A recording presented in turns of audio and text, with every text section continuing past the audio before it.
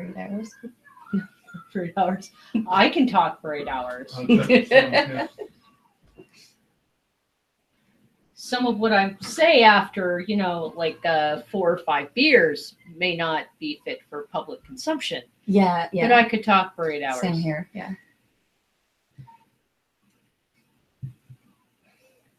Right. So, intro. Then, oh, wait. What does the oven have to be on? Well, it just basically says to stew it.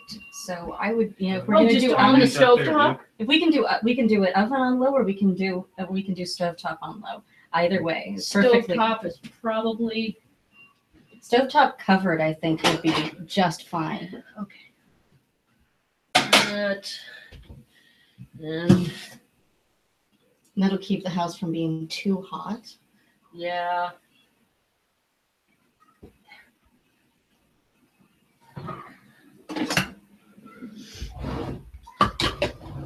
You almost ready, Mr. Producer? Mr. Producer man? I don't know why that every time I say that word I keep thinking of Mr. Sandman, Mr. Producer man. Oh, now I get a whole song starting to write itself in my head. I do that a lot, writing parody lyrics in my head, but I never get the whole song done. So, like, you should probably keep your phone up there with the live chat open so you can actually see it. oh, yes, yes. We'll check in that every now and again. All right. Okay. So what are you doing first? We will do intro. Okay. Intro first. And the sound is brilliant too. On the microphone.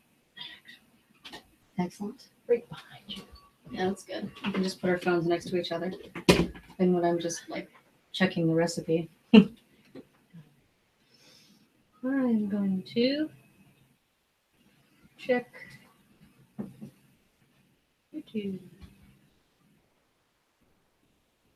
YouTube.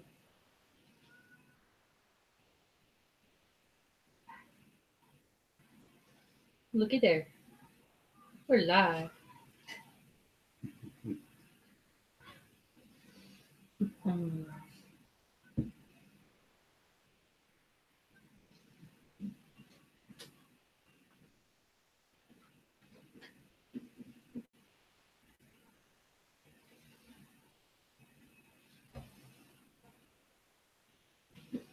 Here's the live chat.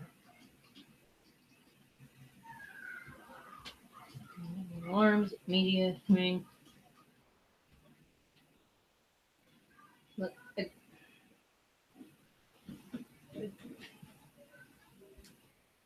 pause. Oh, don't pause. I see that. Hello, Mr. Producer. I can't. My video's not. All right. So we see each other as far back as her on the YouTube, but we can see the whole kitchen with. Yeah, it starts about here. Okay, and goes back. And goes back. Okay. Okay. So this is all right. Yeah. All right. Perfect. Yeah. So you're going to start with introductions into the new show and. Introduction into the new show. And well, how should we describe this? Because we're not sticking with just European. No, it's just an exploration of craft beer. It's just an exploration of. Do we want to just do the ancient recipes, or do we want to do some of the crazy, nerdy stuff like Star Wars or Star Trek? No, we can do crazy, nerdy stuff too. Yeah, so it's just an exploration of lost and refound recipes and cultural. It's just, lost and cultural influenced recipes. Yeah. And nerdy recipes. Yeah. Yeah. Just like culturally significant. That's the word. There we go. Lost and culturally significant recipes. Well, I don't know, because I'm not necessarily picking stuff that's super culturally significant, but Well, I mean, yeah. Well, I mean, a lot of the English stuff and Yeah. and even the nerdy stuff is culturally significant to us. Sure. Well, we can certainly Yeah. just talk about just kind of reclaiming Food food and beer together. reclaiming and rediscovering beer. Reclaiming, rediscovering. I Okay. rediscover beer every day. Rediscover beer every day. And this here is the microphone for the recording. So, Okay. Okay. all right. So just the introduction first, and then we'll explain. I'll Yeah, have you're gonna you. I'll have introduce. That's introduce Yeah. the show. Okay. Introduce Strategos, Strategos, yeah. and then we'll go into. We'll have Strategos go into the recipe. Okay. Yeah. Okay. Yeah. Looks All good. Sounds good to me. All right. Ready? Ready.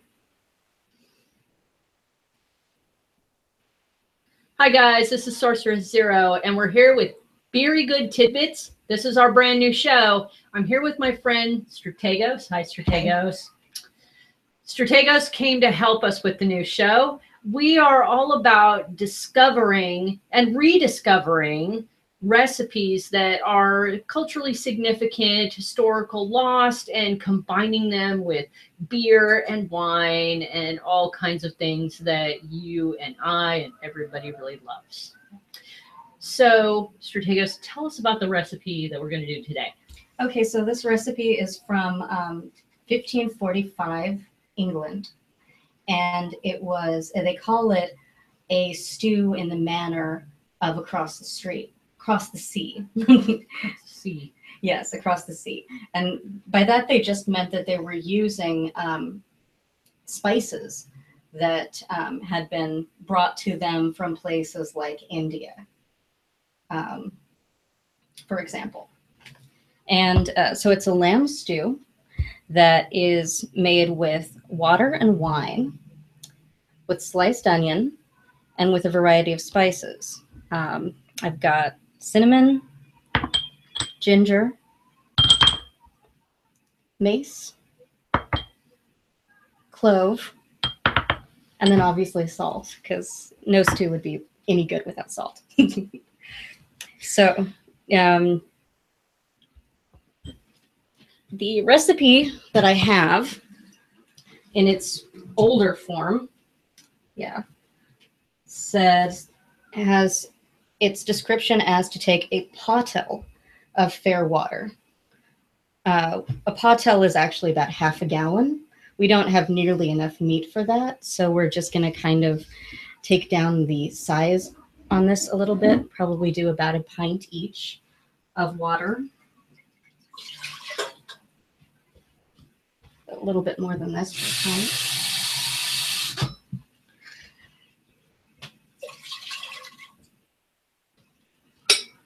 And as much wine. As much wine as humanly possible. Yes, as much wine as humanly possible.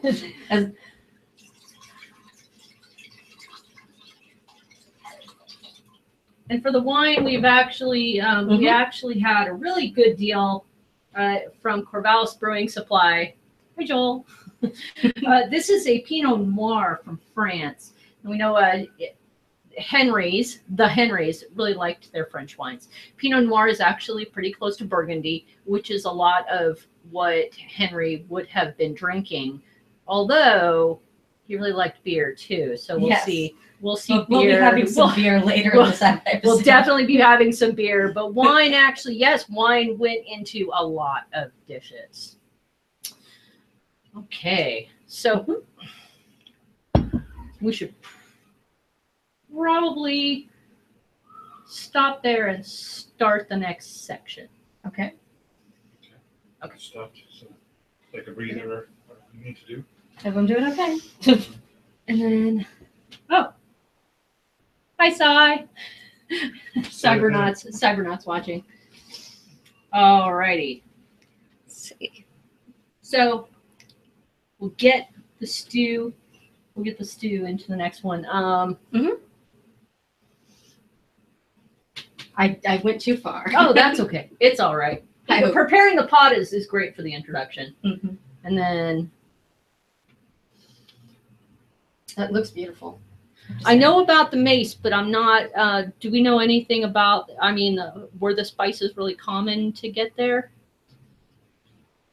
I mean, well, we should probably talk about some of them were and some of them weren't. We should probably talk about who could have gotten what. Yeah. Yeah. Yeah.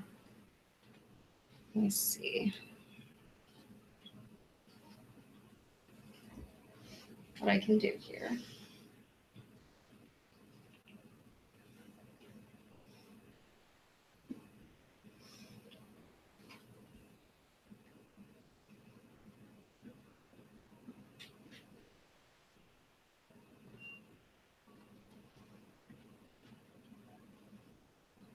It was a quest for spices, cinnamon, cloves, nutmeg, and mace that drove the early explorers to cross the Atlantic and later the Pacific. Salted fish and meat was cooked in wine with currants and other exotic ingredients.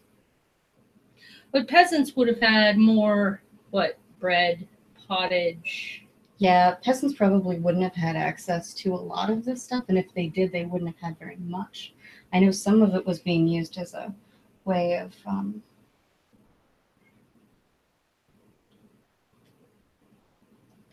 everything was kind of a status symbol. Food was very much a status symbol, and anything that was like beautifully, fish was eaten by both. The poor only cooked one meal a day. Their main food was a coarse bread made of rye and barley. Mm-hmm. Spices and sauces were very important because they hid the taste of the salty or bland meat.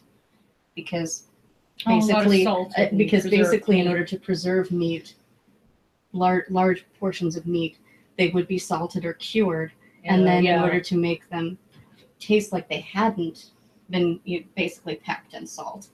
Yeah, they made them and boiled them. Yeah, they made sweet, aromatic sauces. Yeah.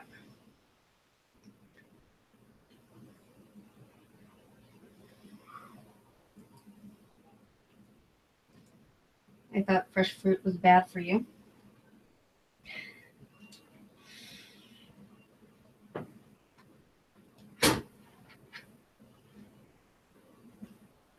People ate with knives, spoons, or their fingers.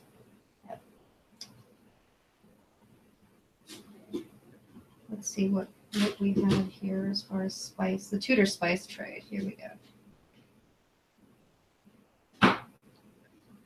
Many foreign influences. French and Scandinavian food. Mm-hmm. The Crusades had a strong influence on Middle Ages food, including herbs and spices.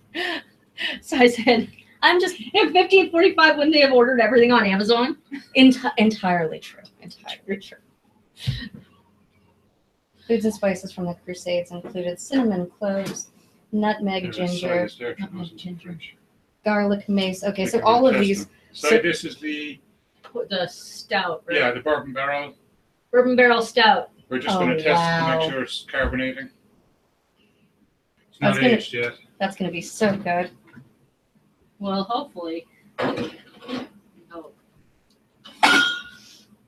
Yeah. Okay. So it looks like every single one of these is spices. A common Spices was introduced into Europe during the Crusades.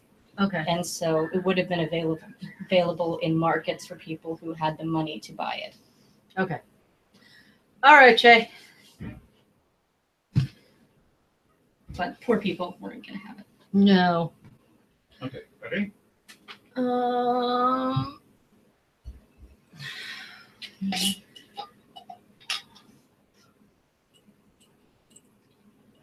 don't want to be seen on camera digging my fingers into the jar.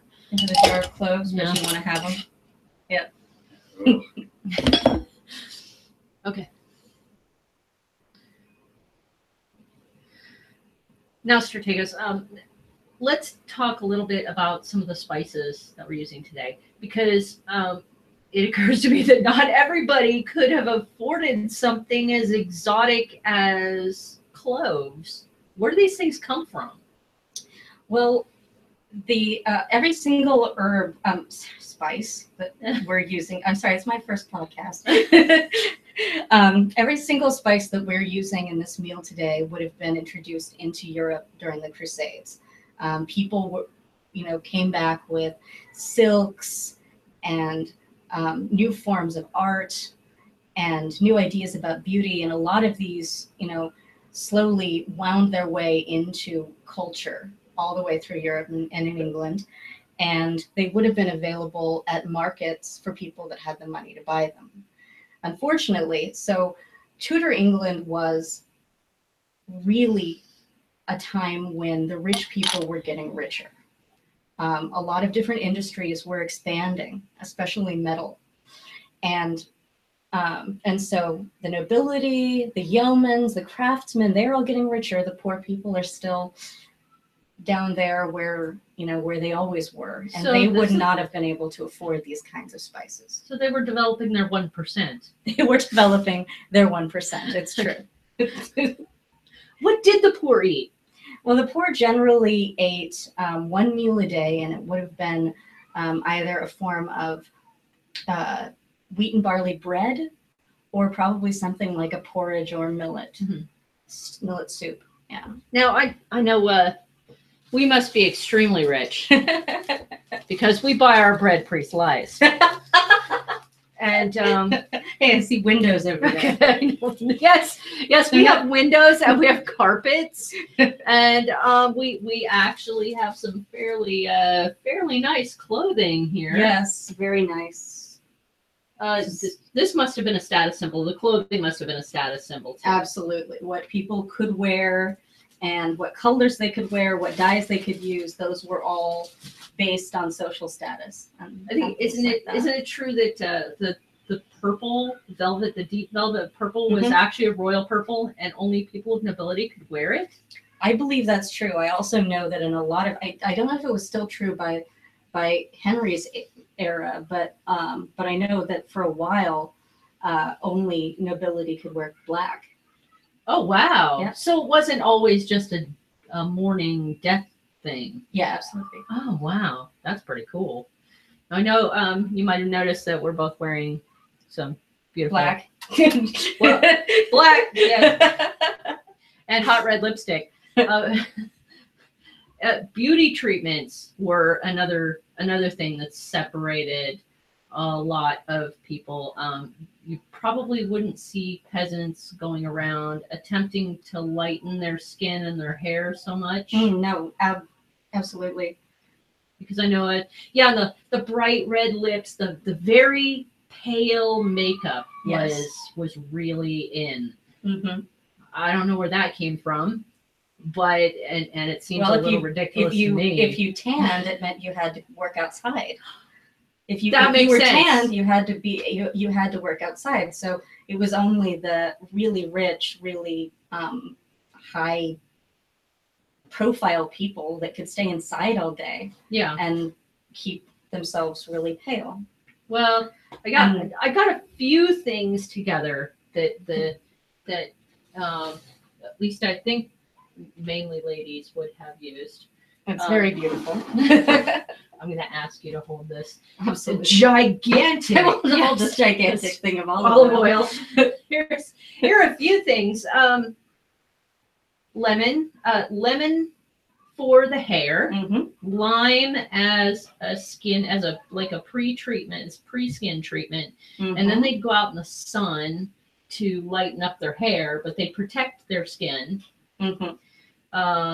Almonds. These were used a lot in the actual makeup that would be like really white, like almond powder, almond powder, and also as a skin scrubbing. Roses would be turned into rose water in order to hide the smell. Yes, because I'm sorry, but under all those clothes, You really didn't smell very good. Oh yeah, if I was wearing that dress, I would just be sweating up a storm right now. It's hot in here. And the olive oil for both skin and hair. Mm-hmm. And they would sweeten the olive oil for their hair. I'm not sure why. I couldn't find an answer to why they would actually put a sweetener in there. Maybe just for the smell? I don't know. Yeah, maybe for the smell. And I mean, the olive oil, obviously, after a while, would go rancid in their hair. But it would the olive oil would protect their hair from the light a lot. Mm-hmm. And which is at completely cross purposes with the idea of putting lemon juice and sitting out in the sun. Yes.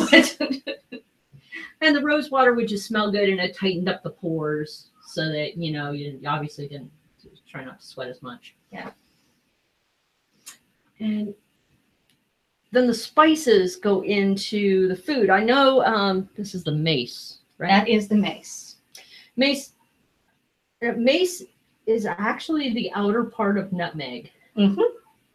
So they had to have had nutmeg too. They did, absolutely. And they would have used it. They just use it for, I think they just used it for different things. I think they tended to use mace for savory dishes and nutmeg for more sweet dishes. Yeah, it's odd that one spice can have two different flavors. It's pretty cool. Mm-hmm. All right. So I'm not sure whether we want to cut it or go on to the cooking. Cut it and then start. Okay. All right. Just in case, Yeah. Next time on would use that mic to actually record. Yes. I'm just going, so I can't see when you're talking, so I'm just okay. Move that down there slightly. That should be okay. Yeah, that's a bit better, I think. Okay. Yeah, I can't. Yeah, you're fine there. Oh, I can see here, yeah. Well, I don't want to. There we go. And then, well, we're more. You're it's fine. important for Sai to see us, but. Yeah. No, you were fine where you were because I pushed that. Oh, okay. Okay. Okay, so.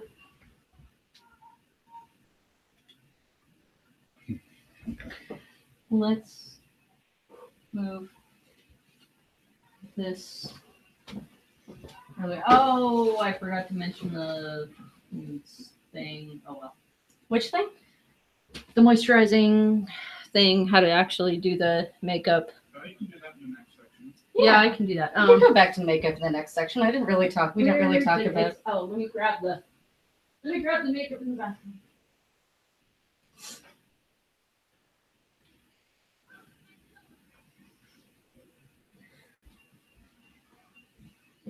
All right. Whenever you're ready, Che.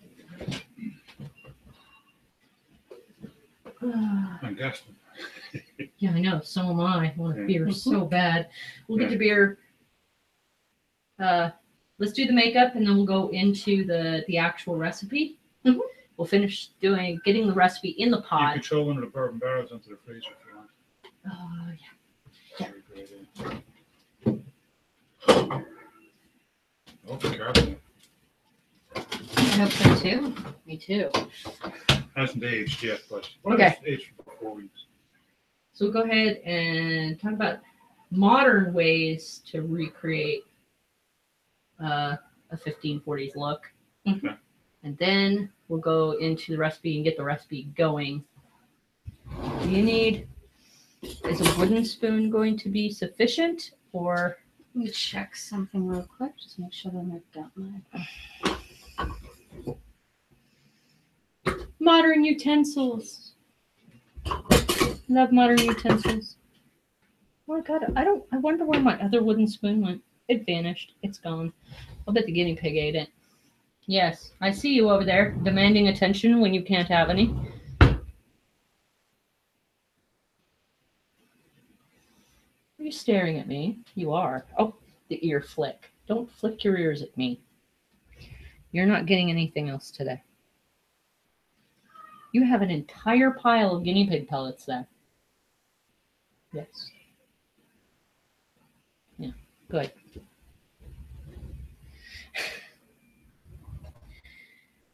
Now the guinea pig's mad. I'm mad. Go over here and sulk.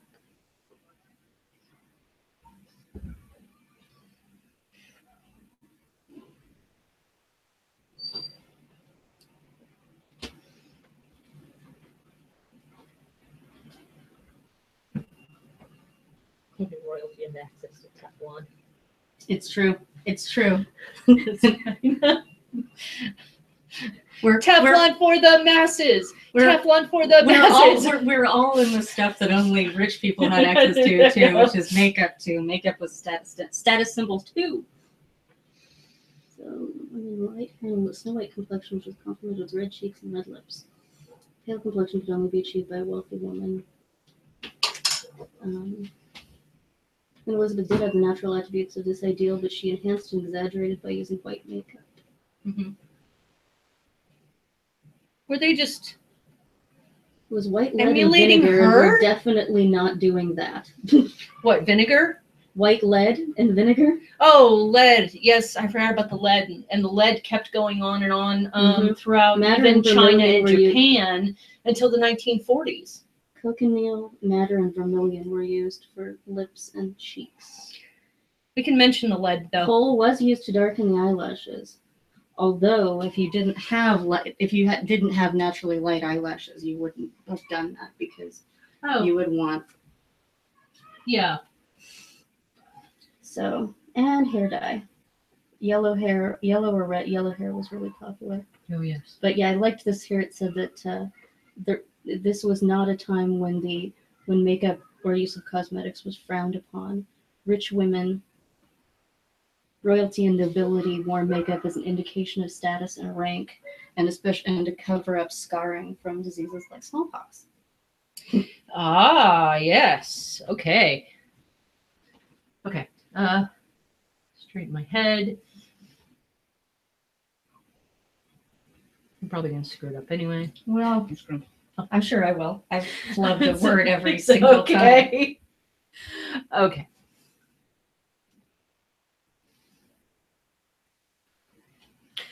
Now, you may be wondering how you can achieve some of these gorgeous looks on your own.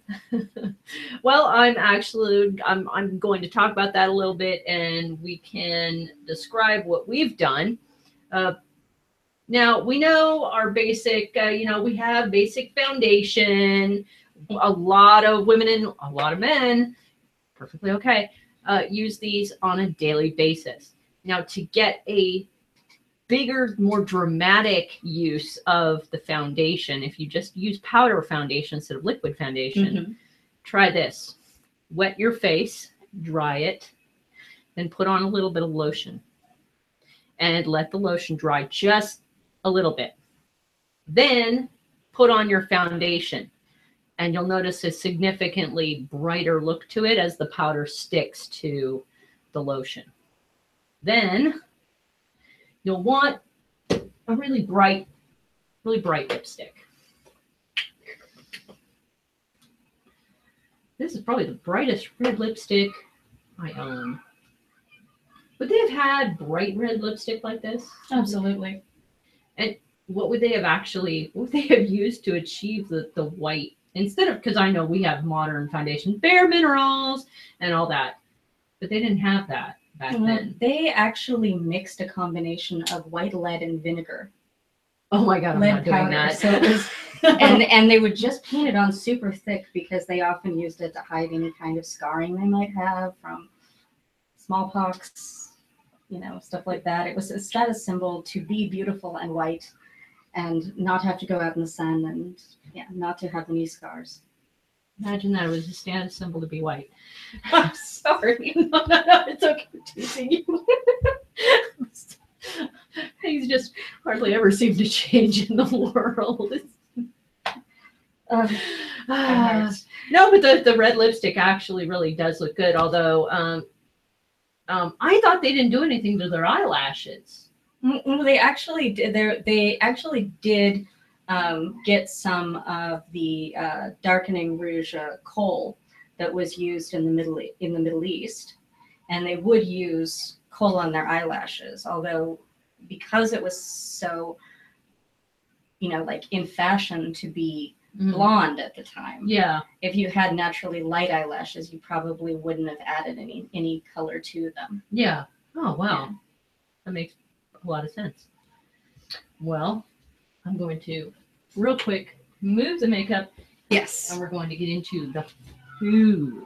Ah, the food. Food, because we love food. And this takes a while.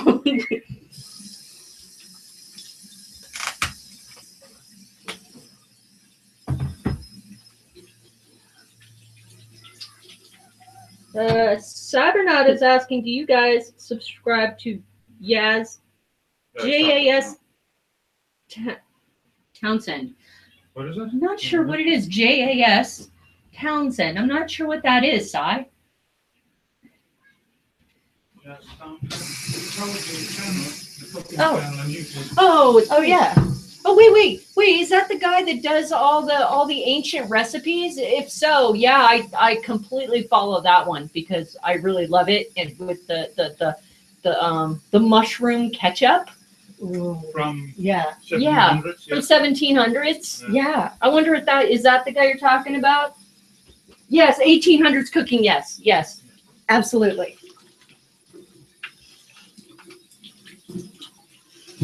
Alrighty. So we're just adding the meat to the wine and the water. some wine and water mixture. Okay, I'm going to start it again. Oh. Sorry. Well, that's okay. I've got some of it in it. Yeah. So here we are again, and we're going to cook. So now we are going to begin cooking.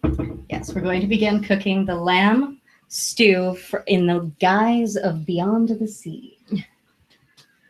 We're just adding our chopped lamb into wine and water. Now remember, we added wine to water. We didn't We water did. down the wine. No, exactly. And then Never do adding that. lamb to it. Yeah.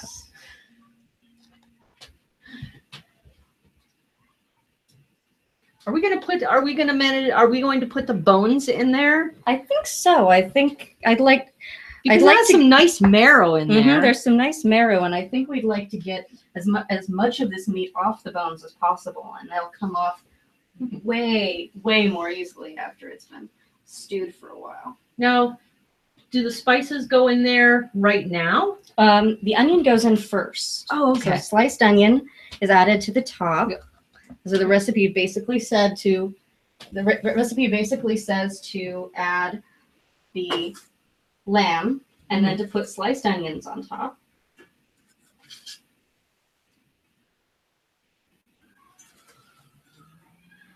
Just a lot. And it says the recipe specifically calls for a lot of onions. So ask and you shall receive. Ancient recipes. You want me to? Yes, please.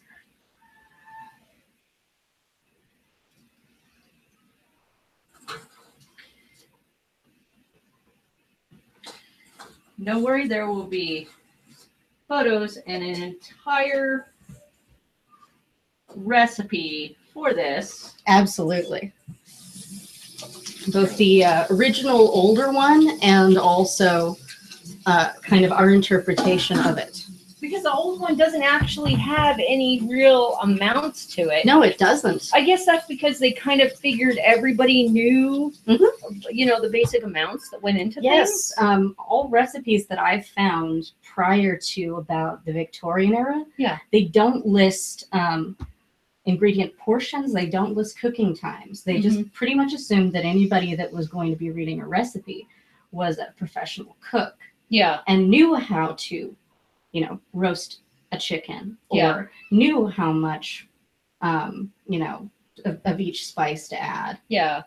Or even for baking. Even for baking. Baking, that floors me. That floors me that you would automatically know how much, flour and salt to add so that you don't screw up the bread. But it's definitely something that was being taught more in a word of mouth sort of way. Yes. This recipe does actually have 1 unit of measurement in it, the pottle of water, which is a half gallon, and wine.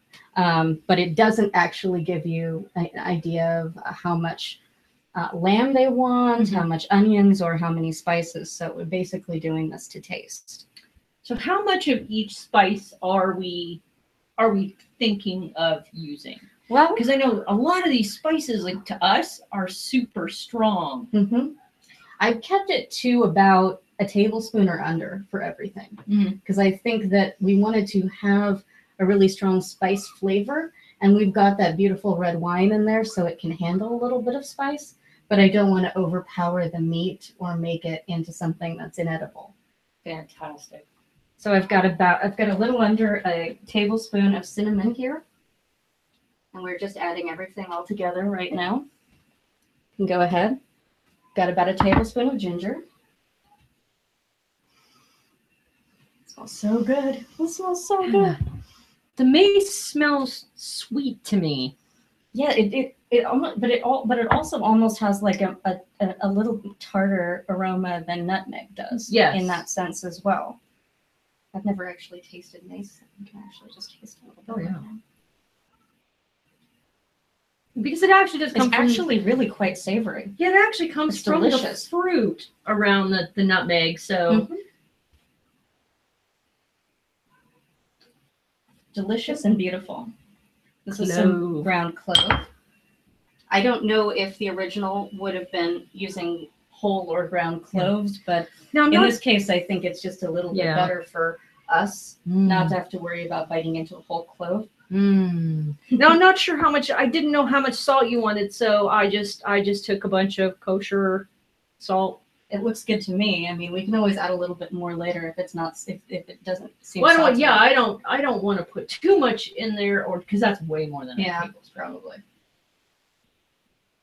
Oh, there we go.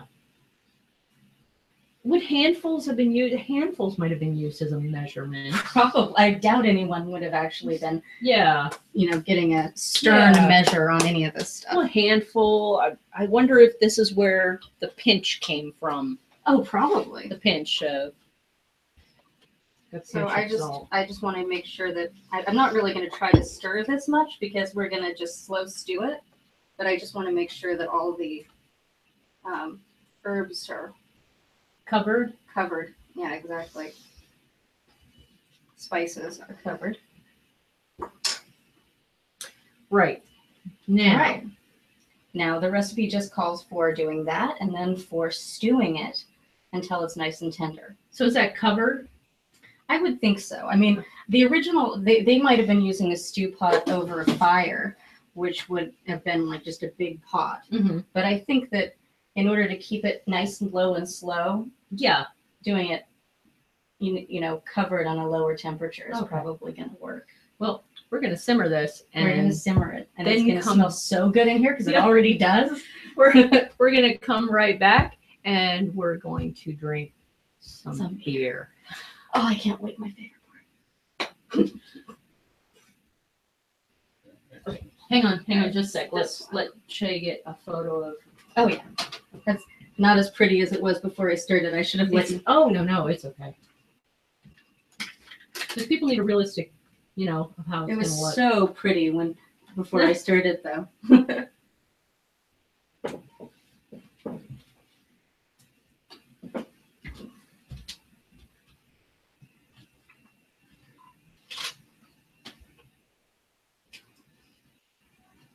I bet it'll look even prettier in just a moment, though.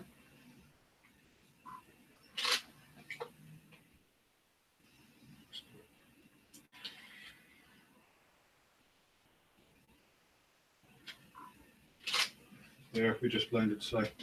Oh, sorry, Sai. That's okay. Strategos' beauty has already blinded him a bit. There you go. Yeah. Medium for now. Well, it'll start. We'll have to keep an eye on it. We can turn it down once it starts. It bubbles pretty fast, and then we turn it down. I usually find a simmer is between low and medium on that specific. I haven't tried all the other ones. Okay. This specific. We'll keep an eye on it. Yeah. All right. So we can Is take the a little bit beer of a break because it's going to be a while.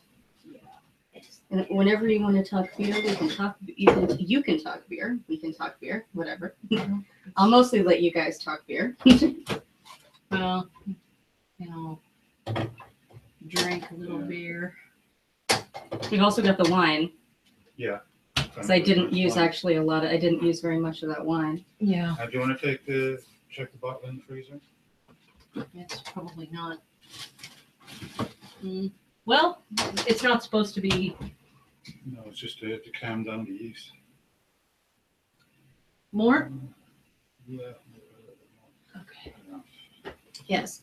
Take a pottle of fair water, as much wine and breast of mutton chopped in pieces, then set it on the fire and scone it clean. Scone it clean. What they mean is when it starts bubbling, if any scum comes to the top from the lamb fat, Okay. you scrape you take that out. Oh, okay. With the All right. broth. Yep. Then put thereto a dish full of sliced onions and a quantity of cinnamon, sugar, cloves, and mace with salt, and stew them all together. Then serve them with sauce. Okay. Waiting for the beer to chill. It's so long. I know. You can drop the wine if you want. Sounds good to me. Drop one. We Drop gotta a know what it wine, tastes like if son. we're gonna Drop a cook with wine. it. There you go.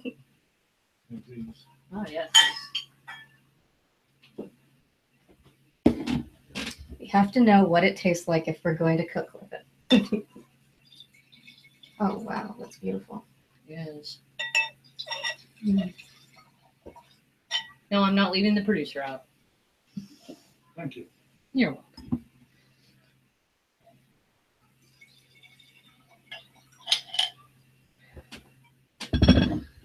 Ah.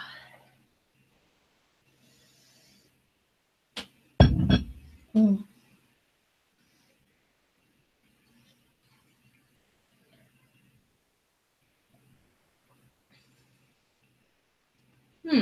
Just a hint tangier than the Lumos. It's got a very good It's nice. fruit forward. Mm-hmm. Mm-hmm. I thought the Lumos was nice. Getting like Yeah, I actually do prefer the Lumos, although I don't know. Well, the Lumos isn't French; it's a Pinot Noir, but it's an American wine. Yeah. So I don't know. I'm still not sure what the difference would be between an older French wine and these wines, because the yeast they were using was the yeast that was on the skin of the grapes, Mm-hmm. and sometimes in the leaves of the vineyard, which would have included some of the yeast from the bees. I think in general, I mean, I'm not an expert on this, but I think that the wine would have been sweeter and probably less alcoholic. It wouldn't have been able to ferment quite as long or Yeah. quite as well because they didn't have access to the same kind of yeasts. Modern necessarily. Yeah, fermentation Yeah. techniques. exactly.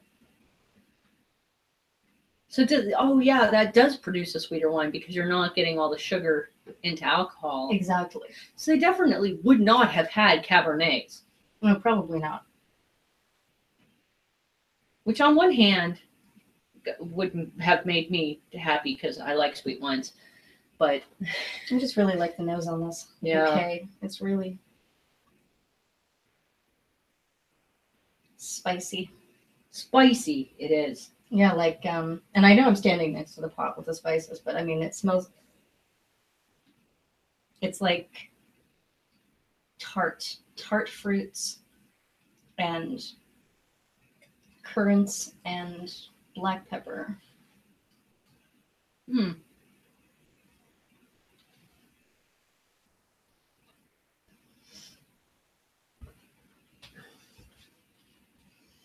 Or something like that. Okay, I don't know what the... Oh. If it comes up, can't you just add Warflock? Exactly.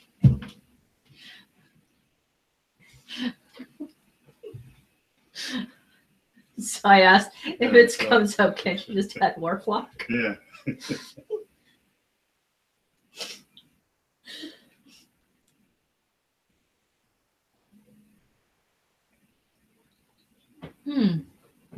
It is very I hate to use the term grapey. Juicy grape. Well, grapey. It's a It's grapey grape. It's a grapey grape juice. Because my head automatically turns to that parody. You got graped. I will grape you. This is our first glass, really. We're always like this. So next up, you're going to do beer, right? Mm-hmm.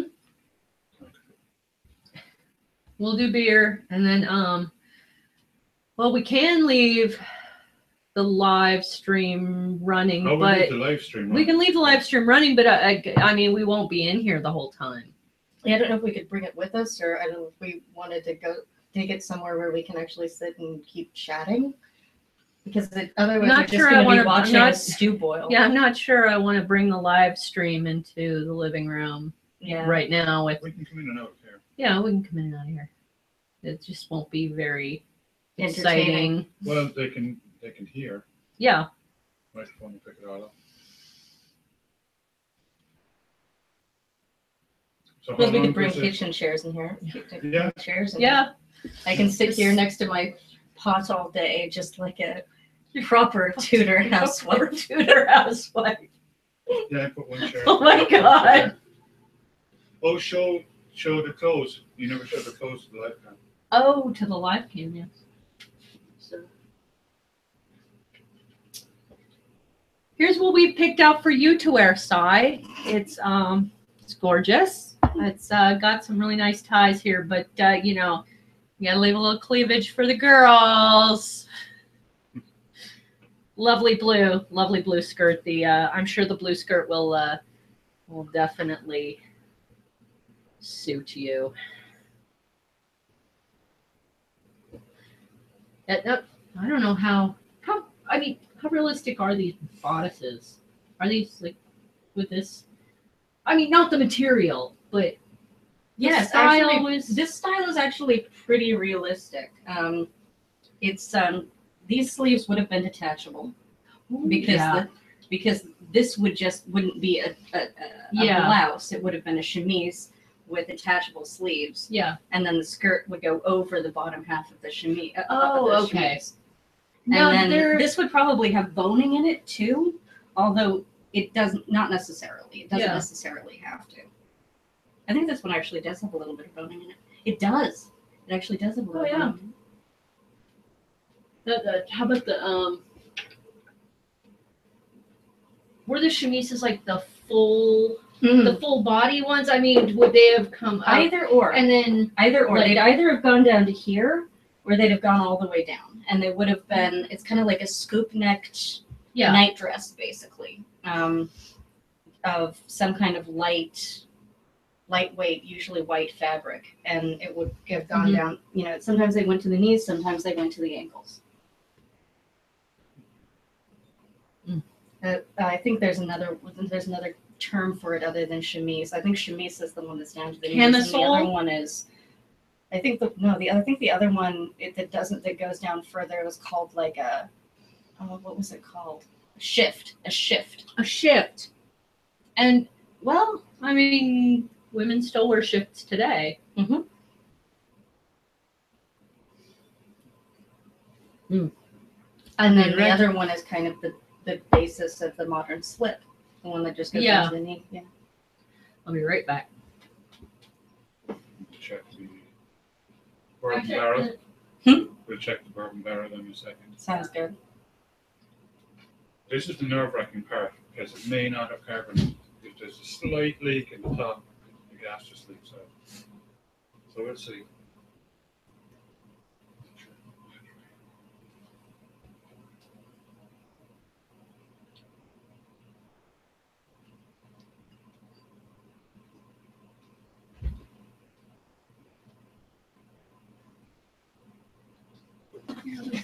Quite.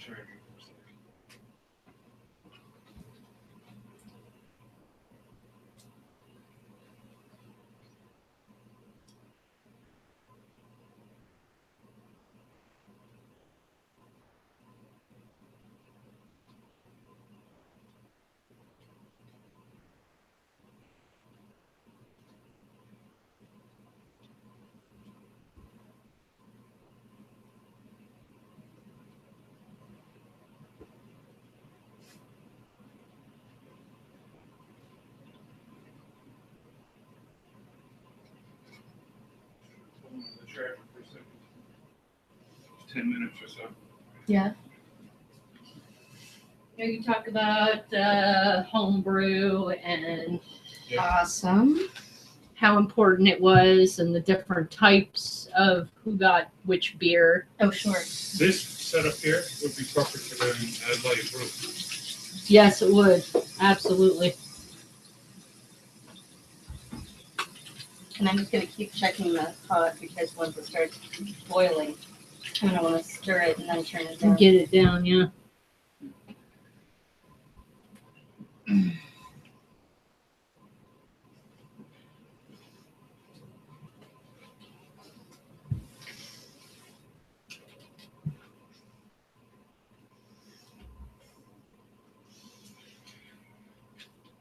This one's.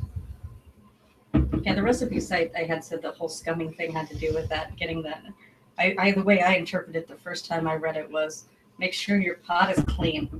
Oh, Because they wouldn't have normally washed it after every time that they made soup. They would have just gotten it on the fire and gotten it super hot and then scoured it out before they used it again. even Betty Crocker talked about. Sorry, rogue bubble, rogue bubble. I didn't want to smack you in the face. So I really would have looked bad. Yeah, right on live stream. Right on live I stream. got a little something right there.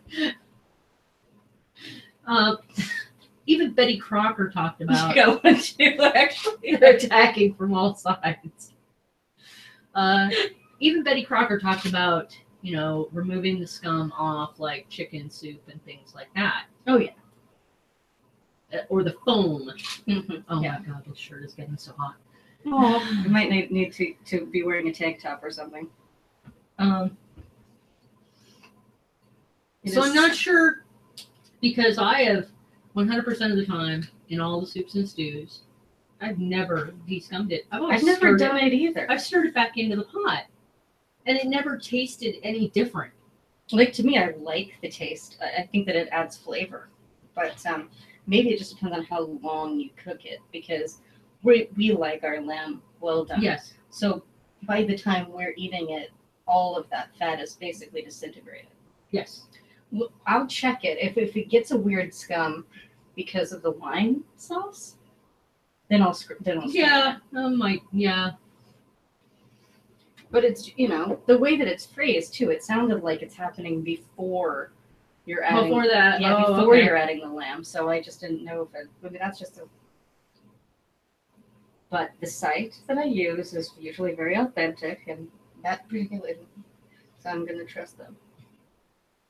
Ish. It is very possible they didn't get their pots very clean. They would have had to sand their pots, and if somebody didn't, sand it very well, or somebody got really lazy. Well, and they'd have certain pots that had stuff going all the time. Oh, there was yes, always yeah. something in it, and then you would just add more and heat it up. Yeah, like a night And fire, so- a night fire with like a pottage in it. Yeah.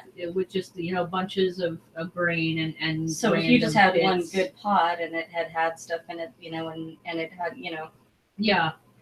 I saw it in a lot of different writings and a lot of different things where where they would just get the pot super hot and then scour it with like a long brush. Well, they do that. They'd also not just a brush, but Sand, yeah. it was boar bristles. Yeah. A boar bristle brush, basically. Mm-hmm. I mean, it wasn't always like a brush as we know it, but it would be, boar bristles glued into. Yeah, our modern version would be more like the bottle brush. Yeah. Or if people could afford, they just, with steel hand, wool, yeah, or handfuls, high handfuls of bristles it's like tied cleaning together. I'm imagining it like cleaning a grill, basically. You Yeah, get the grill yeah, really yeah. hot, and you just go. Yep, which is what I do every single time, because Yeah. I've got cast iron. I've got a cast iron things on the grill. So Wait till we can smell the onion as well as the spices. cloves. Oh, now it's boiling. Smells lovely. Oh, yeah, Yeah, there it's we go. definitely boiling. So let's get this all stirred up. Nice. You want to get the camera? I'm gonna turn it down a teeny bit. That looks good. And I'll leave the lid off so you can take it too. Yeah.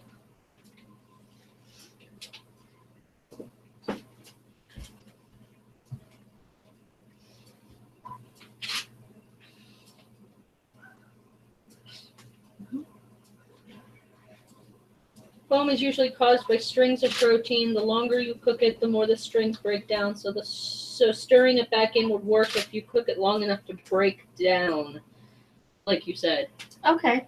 Awesome. Thank you. like the Jello stage, when the connective tissue begins to break down. Oh, that makes perfect sense. Perfect sense. And then, yeah, I know, because I do chicken soup like that too, low and slow for a very long time. So And yeah, I've never really had an issue with it with chicken soup either, but I mean, that's. well, I tend to use things like chicken thighs and whole chickens cut up into pieces. Mhm. I don't just use like the breast. I'll use the carcass and the skin and all of that Yes. stuff to make the broth Oh, yes. first because, you know, I don't like to throw out anything. Yeah. Yeah, check your chest. Oh yeah. What? Oh, okay.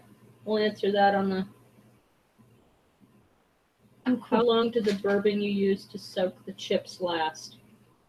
Oh. Well, if you're asking how long it lasted afterward, not long. We had, what about a cup left, and we actually put that. Yeah, into we the actually bucket. did. Yeah, we actually put the all the bourbon that was used to soak, all the bourbon after the initial, all the Ezra Brooks bourbon that we used to soak the chips with went into the secondary. I have no idea what that bell was. I think it was probably a kid. I think that was someone's bicycle. Yes. It sounded like a bicycle. The children around here are playing as hard as they possibly can for like the very last day, 2 days of summer vacation. You can try the stove now. Mm-hmm. Another wrapping part. It might be too soon. But we'll try.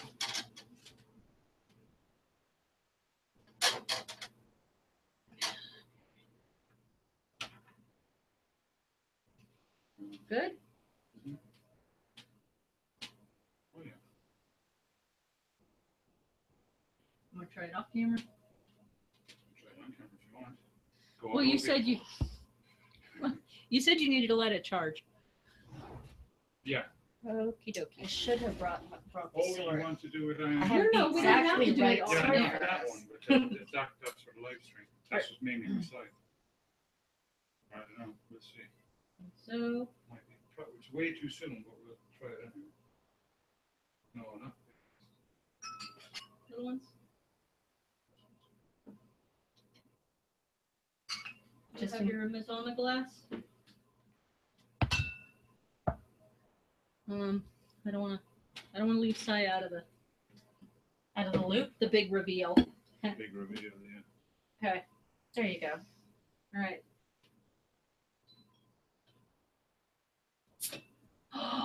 There it goes. There it is. It's carbonated. Yeah. Oh, it's so good. Look at the little bit of stuff coming out there. See what it tastes like now. Oh. Oh, you get some? Of course you get some. You have suffered with us through. Oh, it looks nice. Yeah, it does. It smells amazing. It'll grow in body over the next 2-3 months. You can smell It's got the that beautiful. There hazelnuts. you go. Mhm. Side. Nice and dark with a nice, decent head on it. Coffee, hazelnuts, bourbon, Vanilla vanilla. Well, from the oak, maybe. yeah, certainly. I get vanilla off of most oak aged beer in terms of aroma. Vanilla and sometimes a little orange.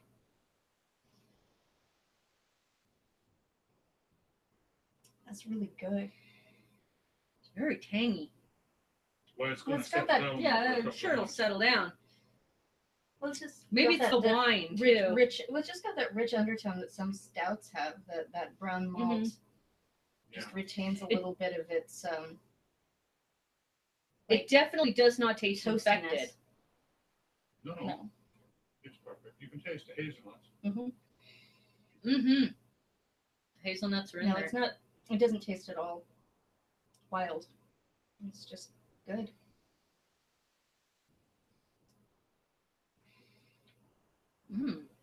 I like it. Mhm. I think Check it it'll, out. yeah. The aging process is nicely begun and it's Mhm. carbonated, so we don't have to worry about that. Mm.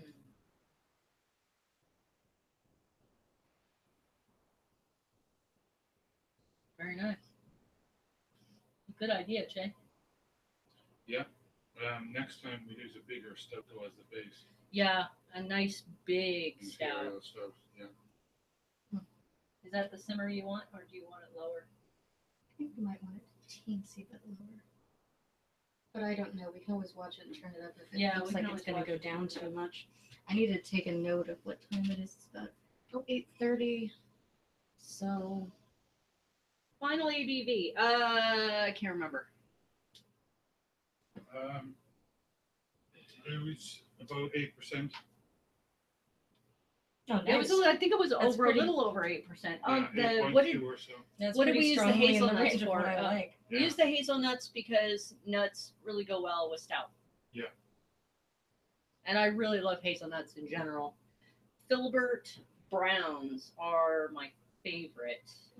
Really looking forward to that Filbert Brown that's coming on up here at 30.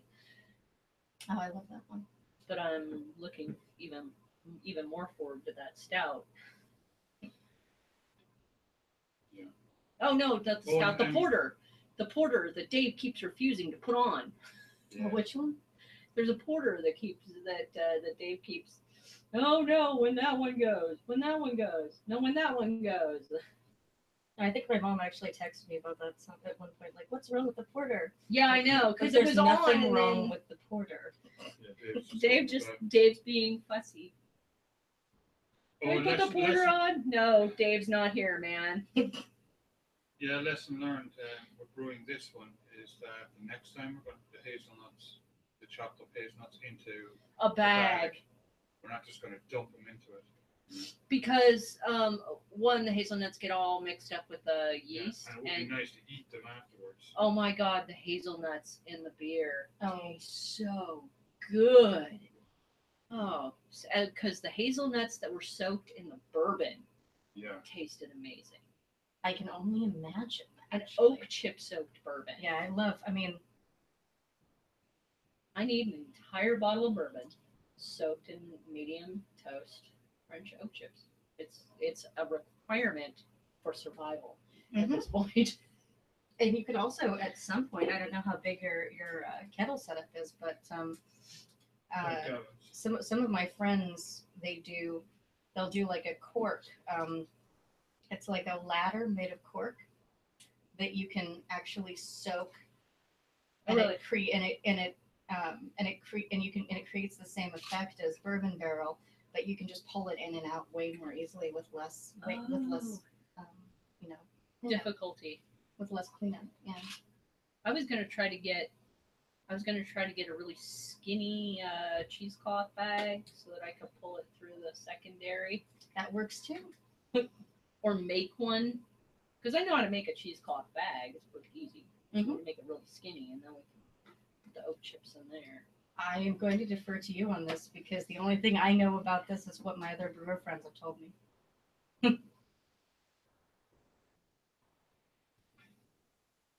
We should subject you to a brewing day.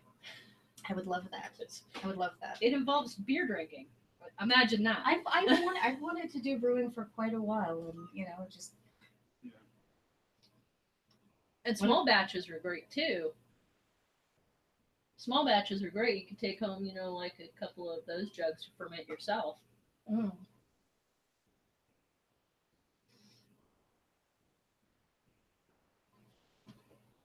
I don't want to leave stuff down here.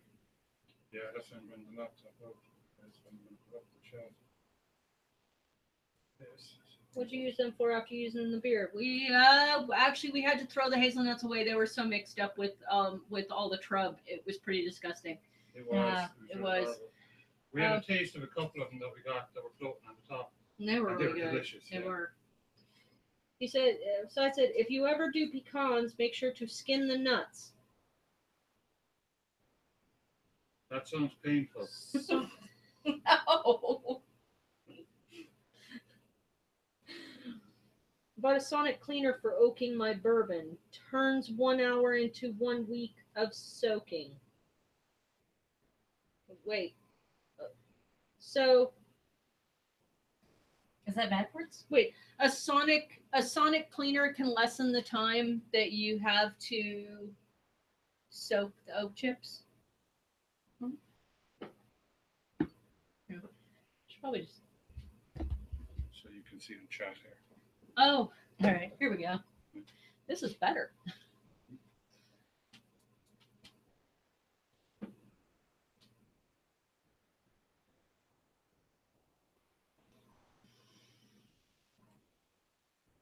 We do appreciate the pro tips. Oh, jeez. In Sai's house, he is the secondary. So beer never quite gets to the aging stage in Sai's house, unless you stick it in the secret compartment, which is forgotten. Every now and again he remembers, and just in the middle of his show Which just pulls is out this such- incredible beer. Plus, you can add heat. But wait, yes, the vibration moves the bourbon in and out of the wood faster. Plus, you can add heat. Wait, heat in bourbon. I don't know if you'd want to add heat in. Why would you want to add heat into the bourbon? Doesn't that destroy the flavor of the bourbon?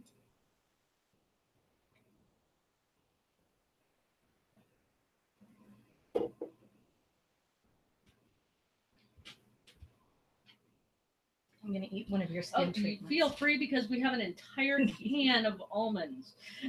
I'm eating one of her skin treatments. I know, that's making me hungry. Mm-hmm. Is that a better simmer? Mm-hmm. Looks good. Too bad it takes forever. Heat in the sonic cleaner. Well, yes, I know heat in the sonic cleaner, but why? Well, does the sonic cleaner automatically have heat in it? I don't know what the sonic cleaner is. I'm sorry. Oh wait, no. I think I remember the sonic cleaner. It's like, isn't the sonic cleaner for like rings and jewelry and stuff?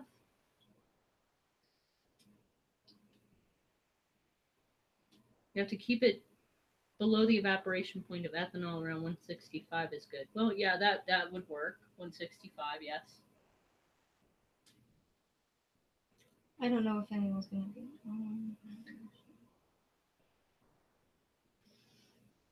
He's free watching.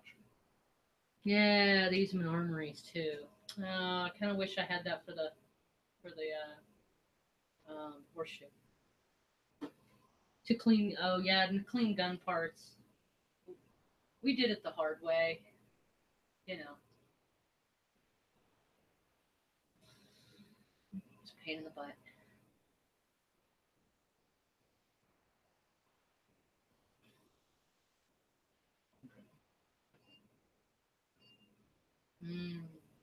Okay. Guess I should. Oh my goodness! Now we have wine and stout. Yes. Would you mind typing in the address to where the podcast is going to be? It's from my ladies. They said to let them know, but I knew that when we started, they'd still be asleep because they're in on England. YouTube. Yeah. Why don't you But they see might here, be awake now. I tagged. Did I follow? Here, let me do I'll this just- on the computer. I'll just link them to it later after we finish editing it. Well, we can. I mean, Well, it'll this be is gonna on. stay up This is the YouTube the is going to uncut stay on version. as the uncut version. I'm just Yeah. not. Okay, well, I won't bother you until it's done then. is. Because I don't it'll know. have, it'll have its own address. To when be honest, it I'm trying to finishes. calculate, and I'm not sure they're up yet anyway. They weren't really early It's almost 9 risers. o'clock. Yeah, I don't think so. Yeah. Okay. Okay. Get this out of the way. Okay, so This is What am I beer. doing? You're gonna This go is for beer. talk about. Okay. What are we gonna do with the other glasses? Oh, we're going to leave them out.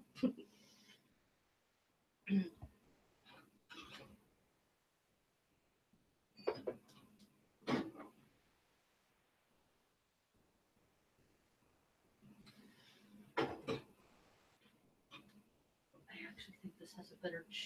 Do you remember which colored glass had the better chance of being carbonated? I think we said the brown ones or the green ones. Okay, there's only brown. Oh, Well, yes. there's brown. There's green and blue. I'm starting to Oh, smell yeah, the just onions. try This is gonna the be so green. good. Yeah, Let me get the price tag up for that's these. the other one.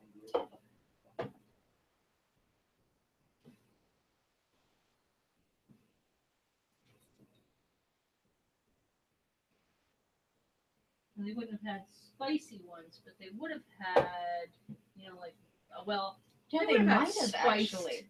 spiced ales. They might have actually, because everything was, being made in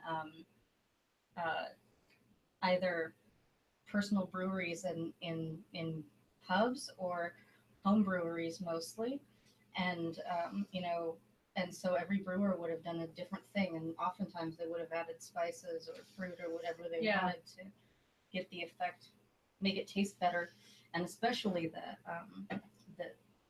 pubs, in order to be competitive. I think adding a little orange to this will appeal to my clientele, and then I can say I have better beer than the Yeah. lemon kettle over there. Yeah. Okay, so did you want to move the laptop? And that's it. Yeah. Amy always wanted to name a place a pub the Drunken Dragon. And I think Yes, that would be the that would be best. awesome. The Drunken Dragon. Yeah. Cool. Okay. Ready?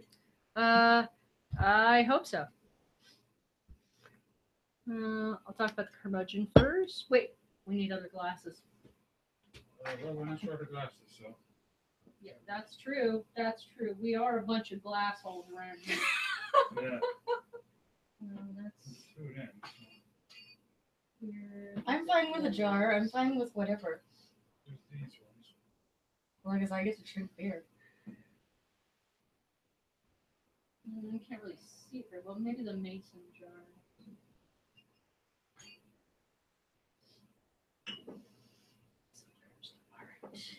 I like mason jars.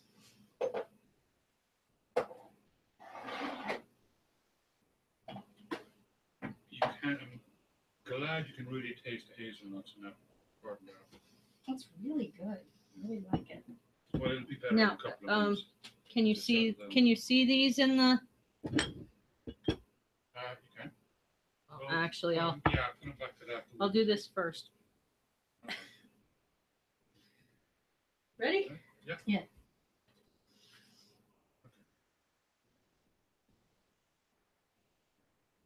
Well, it's time to get to the beer.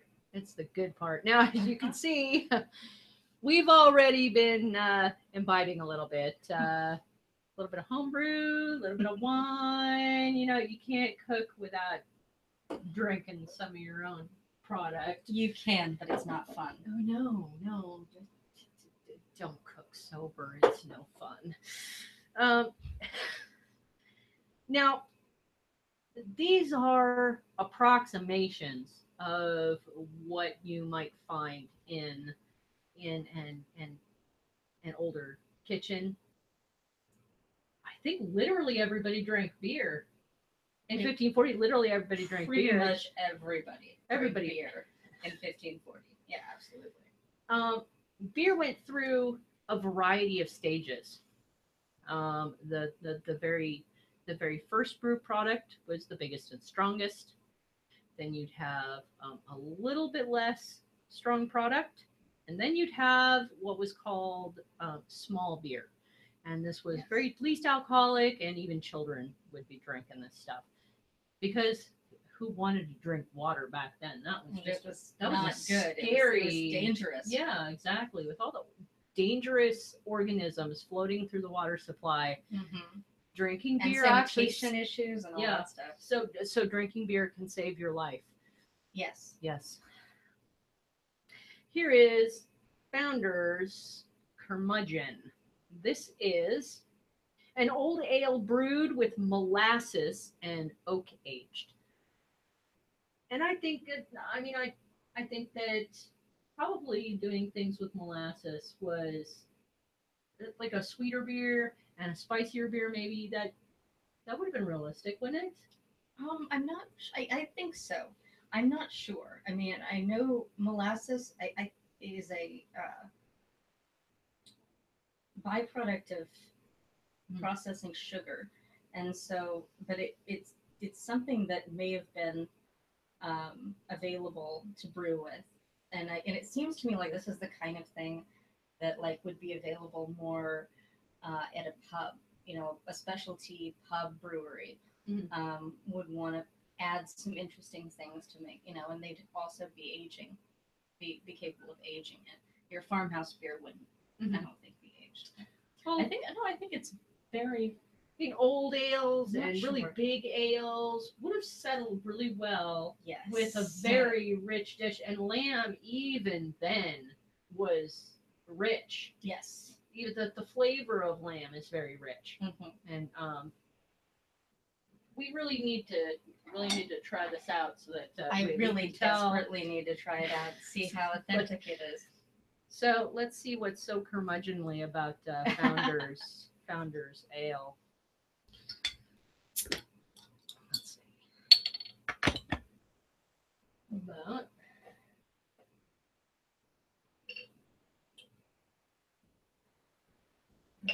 for you. Oh, it's like thank a you. caramelly color. Yeah, it's gorgeous. Like that rich brown color there. And as always, Very Good Entertainment does not leave its producer out because we appreciate our producer.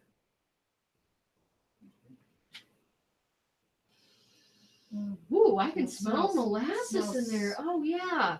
Smells super malty. It is A little bit of molasses. super big. Super big. And oak. Can you smell the oak? It's very I mean, it's pretty light and it's pretty clear. I'm smelling something underneath. I think I mean, yes, I am. I can smell the oak. It's definitely one of those oaks that go almost orangey for me in terms of the way that I smell them. Wow. It's so big. That's what a strong ale should taste like. What percentage is this? This is 9.8. Yeah, we're really going to enjoy dinner. 50 IBUs. So this is more IBUs than I would be looking for, but Probably hops? because you wouldn't be using hops much except as a preservative, but yeah, at the same time,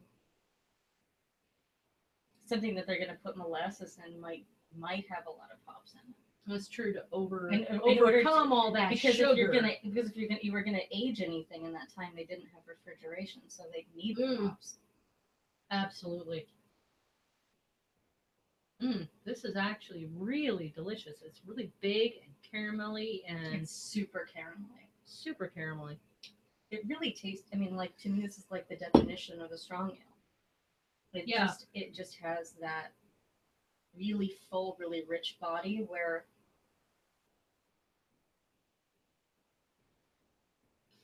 I'm only getting the sugar on the back of my tongue. Yeah.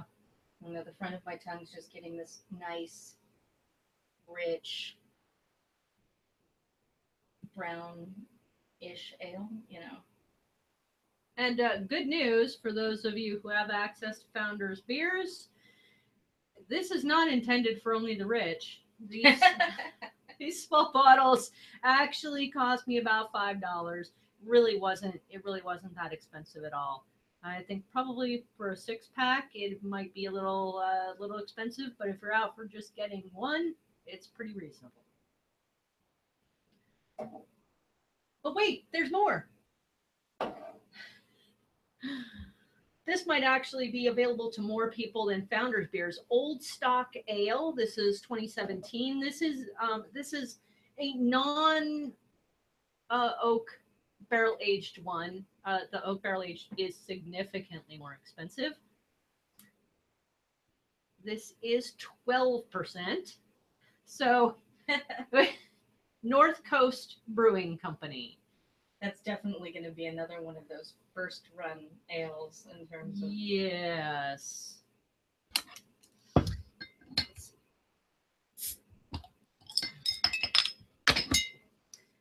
How do I always wind up doing that? Here we go.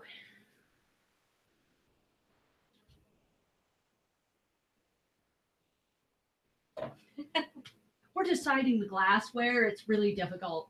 And it's extremely important too. Oh.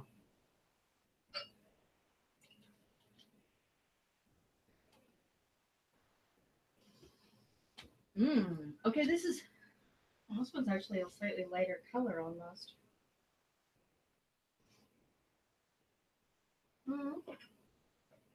No, it's the same. No, it is. It does seem to be a little, maybe no, very similar, and very similar in carbonation. I'm getting a. I would have expected a really boozy aroma, and I'm not getting it. Floral aroma almost. Yeah, it's much softer than I thought it would be.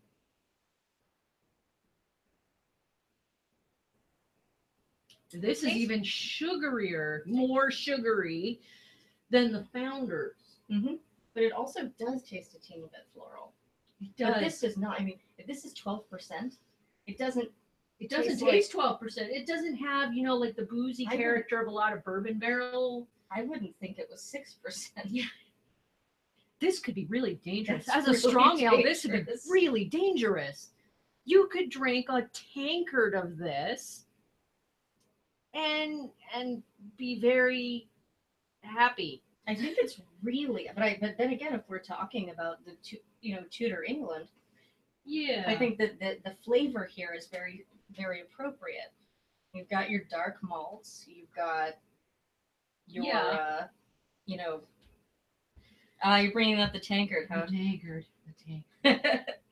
You've got your dark malts, you've got a really light mouthfeel. I mean, it's silky for a dark beer. Yes, that is an incredible description. Silky. It's silky, smooth, and sugary, and caramel. Very fit for a very rich, expensive dinner. Yes. And this wasn't that expensive. No, it actually. Well, it's not in today's day and age, but the poor didn't get to eat meat all that often. Mm-hmm. They didn't get to eat meat a whole lot. No, they didn't. But they got to drink beer a lot. Yes. So I guess they didn't complain so much about not having to, not being able to eat meat. If you missed a day of food, you simply drank more beer, and it was okay. Well, the monks did that all the time. Like if you were fasting, you couldn't have That's food. Yeah. But other than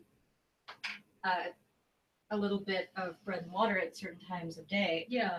But you could have beer all the time. So were the restrictions on the monks the same for the restrictions?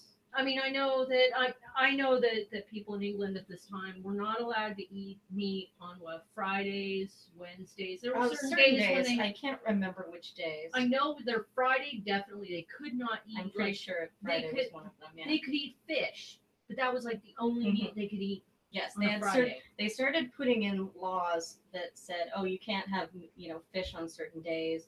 I'm sorry, you can't have meat on certain days. You have to have fish. and they were originally religious laws, and then later on it was just basically to support fishermen Yeah. in the area. But I don't think, I mean, I don't think that the monasteries actually had access to the same kind of foods that they had Mhm. elsewhere. I think they were probably on a really restricted diet even when they weren't fasting. So it doesn't really make sense to me, the whole prohibition thing in the United States doesn't make sense to me. Why would you restrict people's access to alcohol? And again, we go right back to the religious aspect of it. Well, I don't know if the monasteries in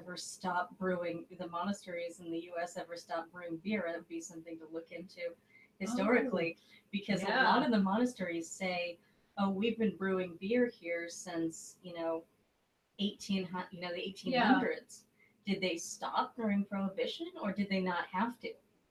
Well, maybe Because, maybe they just didn't distribute it. No, as they wouldn't publicly. distribute it, but like they wouldn't distribute it, but it's like, I don't know. Yeah. It would be interesting to look into, because it was definitely posited as a more moral, religious thing. Yeah. And from time, like all the monasteries brewed beer. Yeah. I don't know about the nunneries. I don't think the nunneries brewed beer. Nuns didn't get to have Nuns quite as didn't much have fun. any fun. Well, our last beer is actually probably one of the closest to an actual ale they might have had in England, because it's a homebrew. This is a spiced winter ale, and it has cinnamon and a little bit of clove in it. I guess it's closest to a brown ale. And Can I get that? I'm always really nervous of. Ooh. I just do that. Oh, all day I at don't work, think this so. carbonated at all. Oh, Some no. and here again, here's the difficulty with homebrew. And this actually would have been even closer because it's not carbonated. a lot of beers were not carbonated. I'm ready for mine. Maybe not. Go ahead.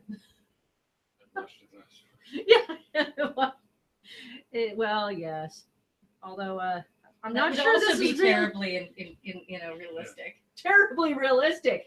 Henry probably would have drunk out of something like this. Yep. He would have had absolutely no problem downing something in a liter Dude, glass. why don't you use the tankard? Why don't you use the metal tankard that Oh, I used for yeah, the there water? we go. There we All go. it's had in it was water. Which one would you like? That's good. Yeah. That's very much the kind of thing that you might have been, especially even metal. Yeah. They didn't have a lot of glasses. That's good. Oh, I love this because you can really smell cinnamon and clove. You can smell the cinnamon in it. And there is a little bit of carbonation here. Look at that. Just a little bit. Just a little bit. There's the danger of homebrew. Sometimes it carbonates and sometimes it doesn't. Sometimes it depends on the bottles you use or the conditions that you keep it in, and sometimes it can actually be just as good non-carbonated as it is carbonated.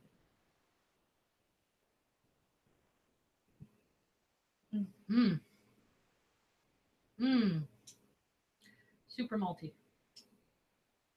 I'm getting a ton of those spices. That cinnamon, that clove. Ton of clove. I almost consider this more a dessert beer. It definitely has some dessert beer vibes, but at the same time, it's not overpowering. Yeah. It's not super sweet, compared to this one. It's very, yes, compared to that one, it's far less sweet.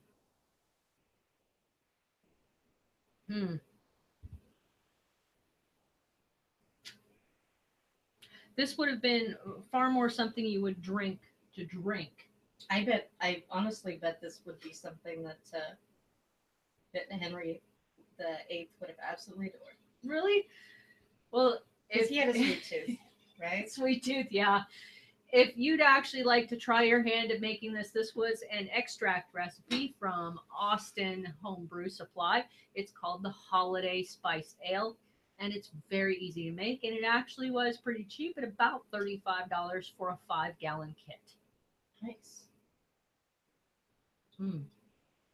This is still bubbling away. I don't know if I need to turn it down further.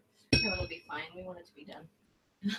A simmer, not a boil. We can turn it down even further if you like. Yeah, I mean, it just seems like a little bit more of more of a simmer than. Yeah, You're just almost a at little bit. You're almost at low. Mm-hmm.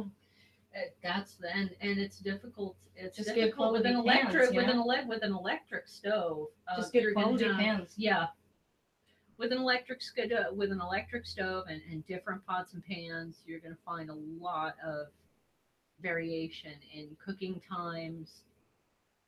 So you're going to have to make the recipe what you will. Yes, it definitely takes a lot of looking at after, which I don't know if that's actually terribly appropriate for the time period. I think they would mostly have had it in a pot over flames, Yeah, and then at which point maybe they would actually Yeah. have to have been really careful about it, you know, getting the fire up, getting Yeah. it down, whatever, because quite frankly, it's uneven. Yeah. You know, flame cooking is uneven, but Yes. even with a really good pot. well, whether you're going to choose a wine or an old ale or a home brew, enjoy the cooking process. Mhm. Definitely.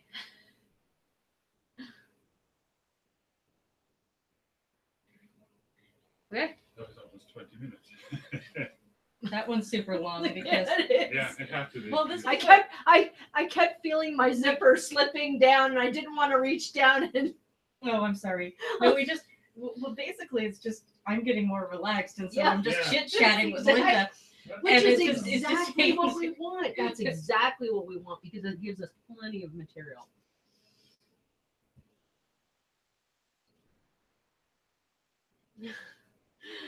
Guy says he's determined he wants to become a monk. Oh, Bernie, we have a new person.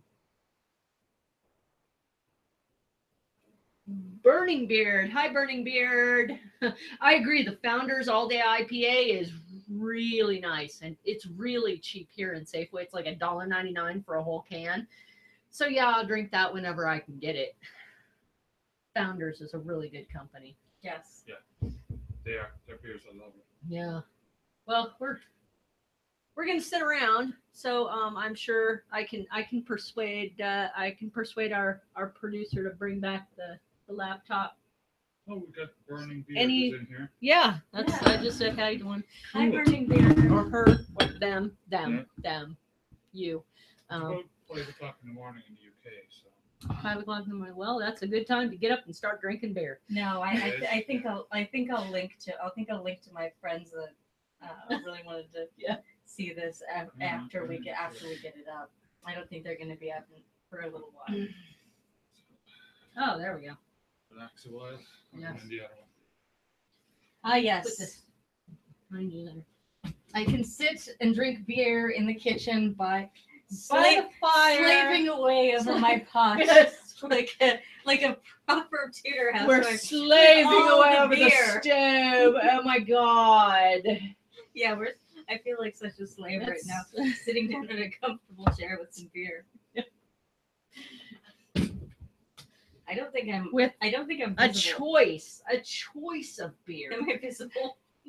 It doesn't matter. Yeah, you need to come forward. Come a forward little. It's just a little bit. I think my feet are visible. Oh, there we go. There, now you're visible. Yes. All right. There we go. Yes. This is My cozy. feet were slaving away. This We're slaving away. That's all you could see. It's actually pretty cozy in here. Yeah. Yeah, it's not bad. It's not bad if you need to reach everything in a hurry. It's just really frustrating if you need counter space, which is why I'm really glad I put that massive chef's table there. Mm-hmm. I like your kitchen. It's clean. I like it because it's clean. Hopefully it'll stay clean. I don't think Founders sold out to Bud. No, I don't. No, Founders Oh. did not sell out to Bud. No, No. they did not. No, Founders has a distribution contract with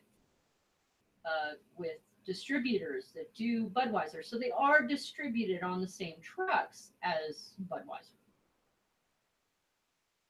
But they have not been bought out. Okay.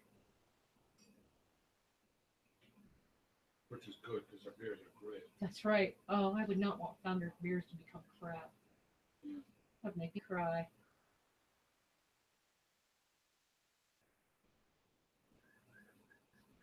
Mm, That food smells amazing. it does, doesn't it? I loved it when I first started smelling the onion as well. I was just like, this is going to be so good. I think I really. Well, Si's had a few choice. tonight because he's speaking in tongues. So. No. He's talking Latin.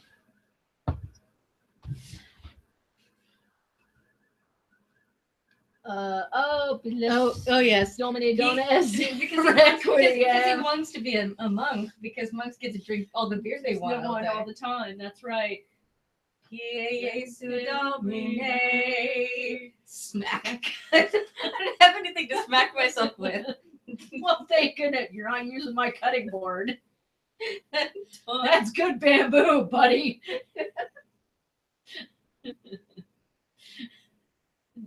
Monty Python. Oh, Yes. how appropriate, Monty Python. The Frenchman leaning over the castle wall. You silly English kniggets. Go back and I shall taunt you a second time.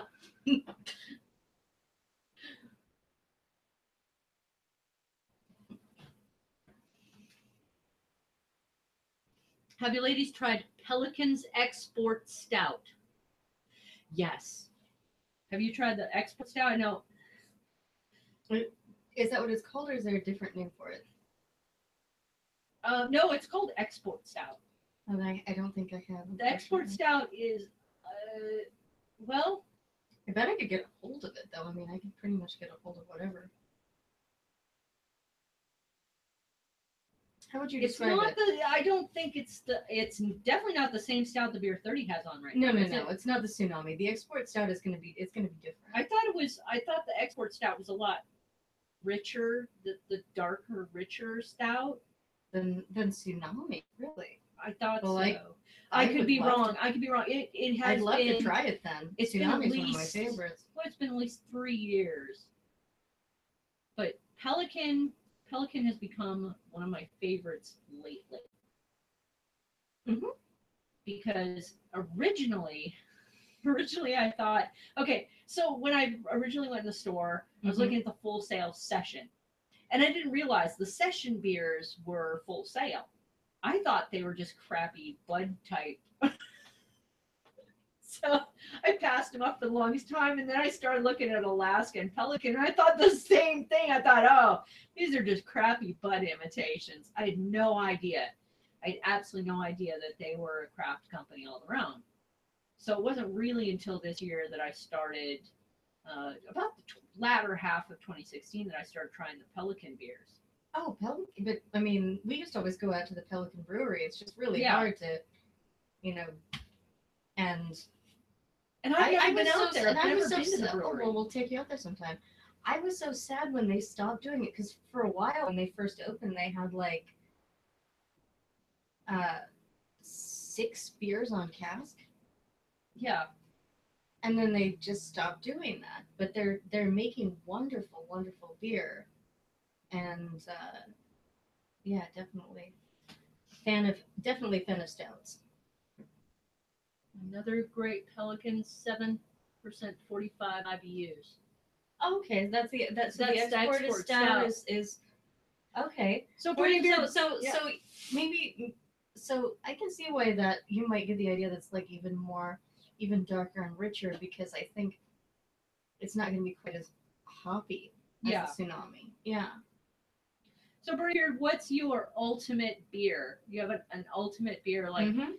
either that you've had or that you'd really like.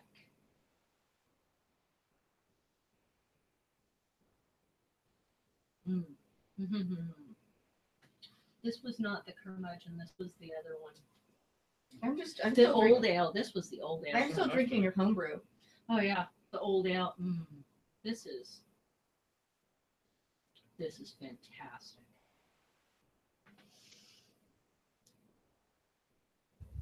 Cavatica from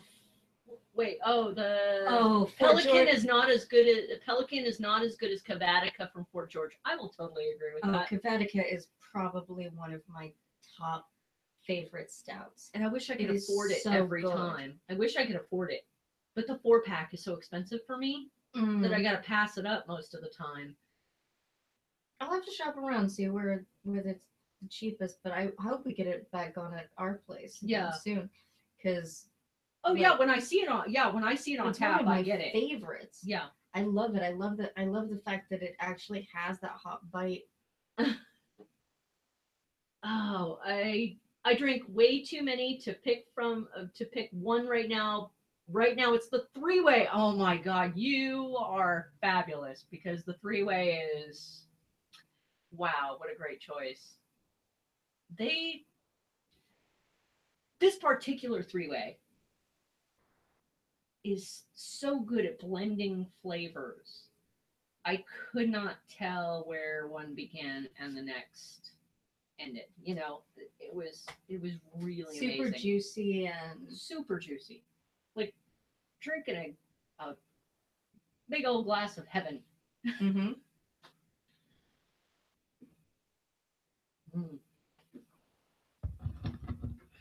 I probably should have taken a photo of that before I finished it. Probably take a picture of my collection of good stuff. Like, Goodness, that's freaking ridiculous right there. I don't even know what this is. A collection of beers. I don't even know There we what go. this is. Make sure you get them all in there. Oh my goodness. Lower your glass a little bit. Right there. Okay, one more. There. This is the way to cook. This is the way to cook. It is. 4, 5 beers at hand.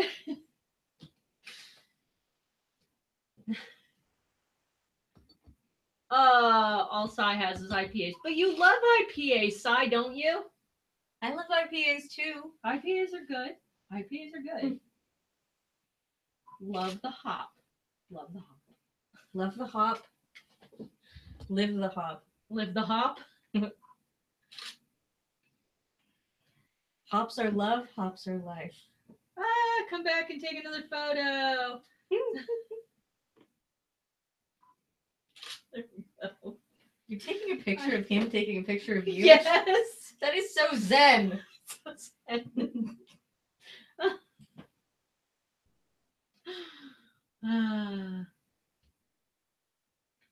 don't know if we should try to be informative. Informative? Well, I mean, we're talking about beer. That's pretty informative. For the live stream, it's much more interactive. It's much more interactive, fun kind of. Mm-hmm. I wouldn't put my phone there if I were you. There's still meat bits. Yes. Meaty bits. Yes. Raw meat. We do not. Phones and raw meat do not go together. Yeah.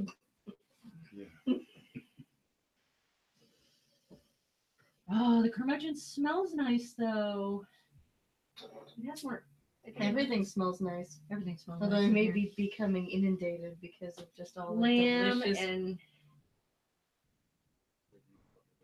I still have the last of my basil sitting there in the Oh, it's gorgeous. and it's still trying to flower. Oh yeah, all of our stuff just keeps trying to flower over and over again. Any tomatoes yet? We've got one on the cherry tomato plant, and it's red now. Yeah. And lots of little flowers. So hopefully, I mean, unfortunately, the problem is that they're getting so big and thick, but then like certain Yes. stalks almost need to be torn off in order Yes. to, because they don't get green. I don't know. It's okay. Next year we will put tons of organic matter, and so that'll fix a whole lot of your problems. Yeah, we've just got it's just I think it's just the fact that that's mostly just sand. Almost. Yeah, it is. It is mostly just sand, and then a lot of nice shade plants in the little areas. Mm-hmm. We're gonna make our place look gorgeous. I'm happy with our garden, but I'm not embarrassed by little things like leaving my hose out there or Mm-hmm. It's a process. It's exactly like making beer. Learning to make beer is also a process because you don't know the exact taste that you want until you hit upon that one right recipe. Hey, and I've moved from being unable to keep, to raise a cactus to having tomatoes and basil and all that stuff for 3 or 4 years in a row. So let's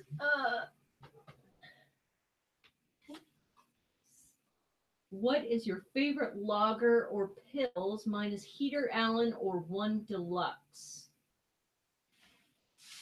And so I found a Chocoveza. You braggart. Braggart with the Chocoveza. Favorite lager or pills? Lager or pills, huh? Gilgamesh Filbert Lager, which they say they might make because I asked, but they will only make it in a very small amount. I've got lipstick on my finger. I forget that I'm wearing it. Do dark lagers count? Because for a lager, I really like the Heart of Darkness from Falling Sky. It's just absolutely fantastic. For Pilsners, I think I'm going to agree with you on the Heater Allen. Well, oh wait. I have a competing one, but I can't remember what it's called. It's a German one. It's actually a really commercial German one, but it's very personal because when my dad was German. Yeah. What's the German lager I like, Jay? Bitburger. Bitburger. Oh, yeah. I have to say Bitburger, but only because my dad drank German beers like Bitburger, and that taste brings me right back to the memory of him. So it's not necessarily because the beer is woohoo good, but because it brings back the memory of my dad, and I really enjoy it. Oh, Burning Beard has never had a dark lager. Really? Star Destroyer is out. Yes. Star Destroyer's out. It's an Imperial lager. Yeah, that one's an Imperial though, so it's actually going to be somewhere between what I would think of as like a classic dark lager and like almost a porter. But it's so good. It's really, really good. And that's a Ecliptic and Gigantic brewing. Ecliptic and Gigantic. Yeah. Collaboration. But yeah, Heart of Darkness by Falling Sky Brewing in Eugene. It's really fantastic. To me, it's like so. Sometimes when I'm out and about at places, or just just for fun, we'll have like a Negro Modelo, and I feel like Heart of Darkness is like what Negro Modelo would be if it was in my heart. What's the ABV on that dark lager? Oh, which dark lager? So the The Star The Destroyer Star is Destroyer's really high. The like Star Destroyer is 8-something. 8.2. The Star Destroyer is about 8.1 or 8.2. And then the other one is probably, I think, going to be about 5.6. Loggers are usually pretty low in ABV. Star Destroyer kind of breaks the mold. Well, Star Destroyer, that's why they call it an Imperial Dark Lord Lager. And that's also why I adore it, because, you know, Yeah. anything Imperial. Anything that breaks the mold for me. Anything that's interesting, new, really weird. And mean, an Imperial love- Star Destroyer is necessary, right? Yeah. Exactly. And I loved Captain Beefheart. I did not have Captain Beefheart. Really? I need that in my life. Oh I my need God. Captain Beefheart in my life. It's beer made with Beefhearts. Okay, maybe I don't need that in my life. I don't know. It was really cool. I mean, it tasted really, well, it didn't taste meaty. It tasted like Are really you rich. sure? Yeah, I'm really sure. It was only reminiscent of the blood of my enemies. You know, because even with oyster stouts, it's like half the time it's like the best thing in the world, and half the time I'm like, this doesn't make, it's not good. Okay, well, you can only have so much of an oyster stout because of all the mineraliness in it. You have to drink like a half a glass or something, and then decide if you want any more. Oh, okay. Is that what that was?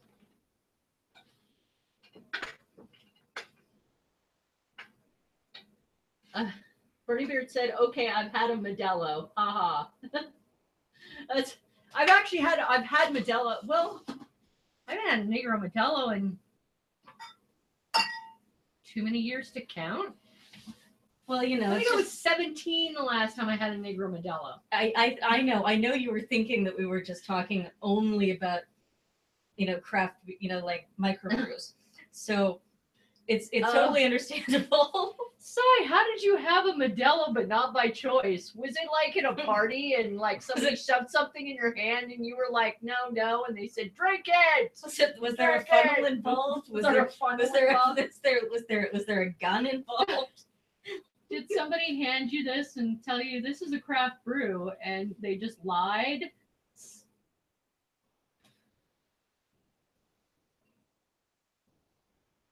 Bernie Beard says, I live next to a Mexican restaurant. You live next to a Mexican. We live down the street from a Mexican restaurant. Pretty good Mexican restaurant. What's the best thing your Mexican restaurant makes? Yep. And do you drink beer with it? Well, obviously, right? That was a silly question.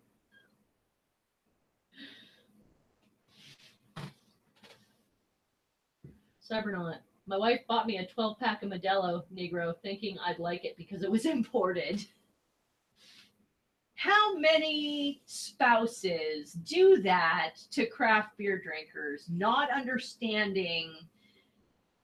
Because I have walked around in Market of Choice, and I can't fault these wonderful wives and husbands who walk through and go, well, this label looks good. Does your spouse really like sours?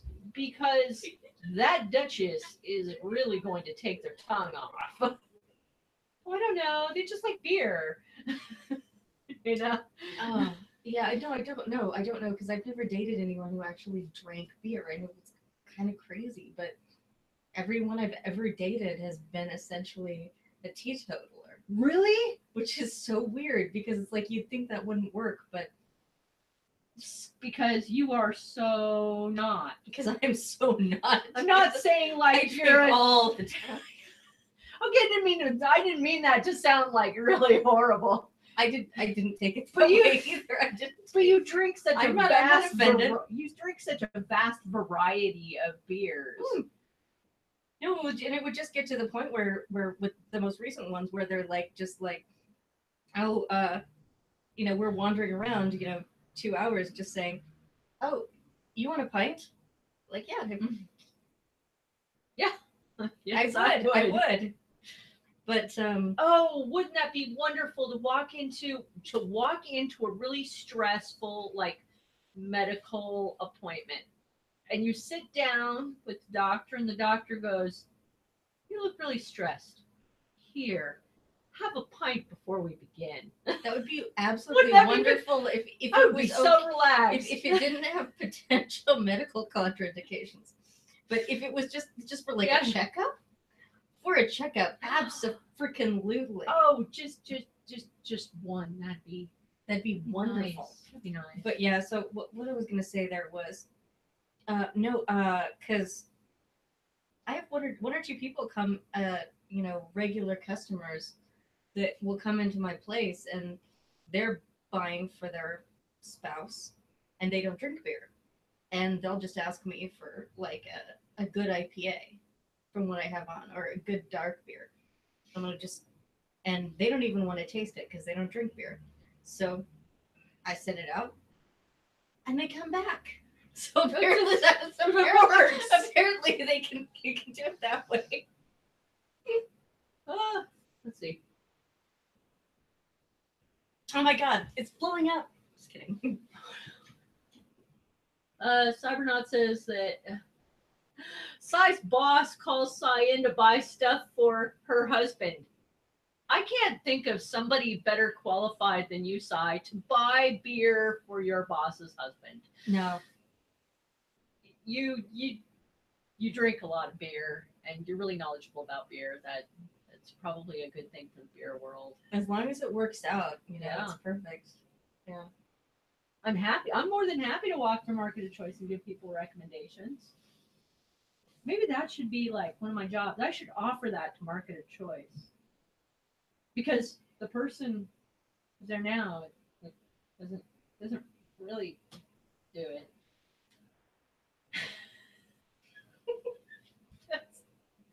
They're so busy with everything else. else. Another job, Linda. Will this be 4, 5? Or 5? No. Podcaster, writer, S0rceress0, podcaster, writer, organizer, chef,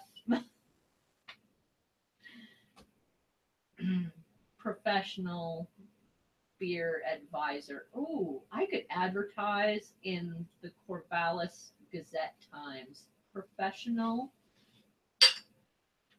beer advisor. Ugh. Oh, Sai, I'm not even sure I can mention that on the air.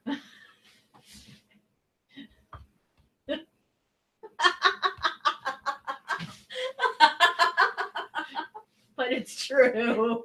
It's true. Okay, that's actually something they should, by law, have to give you. Have to give you. They give you that before. procedure. Maybe a shot of whiskey if you're a whiskey guy.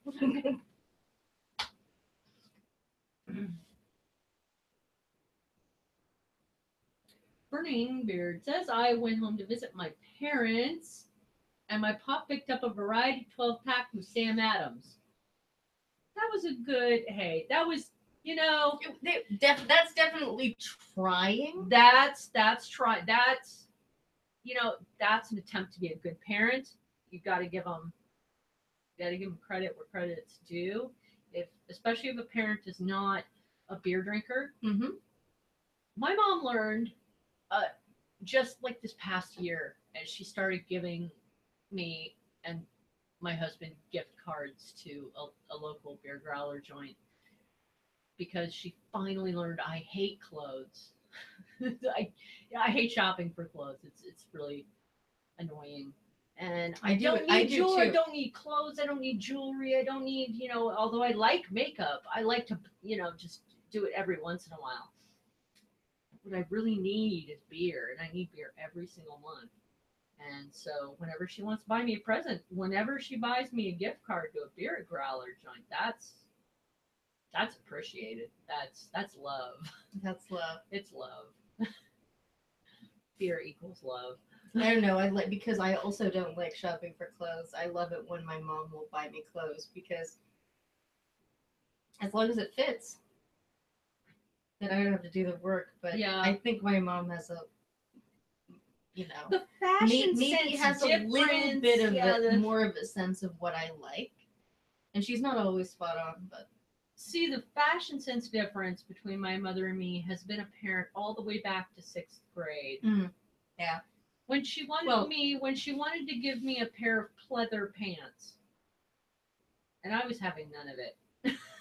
Oh, I love my pleather pants. I don't like the way they feel. I just don't. I mean, I know other people do, but back in 6, like I wore them to school and everybody made fun of me, and I didn't like them. I didn't like them at all, and they felt weird, and I felt weird. And then I told my mom, "Look, I'll just go buy my own clothes from now on." Oh, I'm sorry.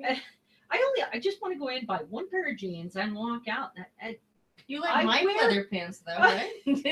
I like your pleather pants on you. Your pleather pants on you look fabulous.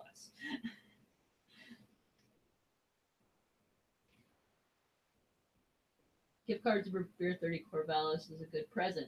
Socks on the other hand are not.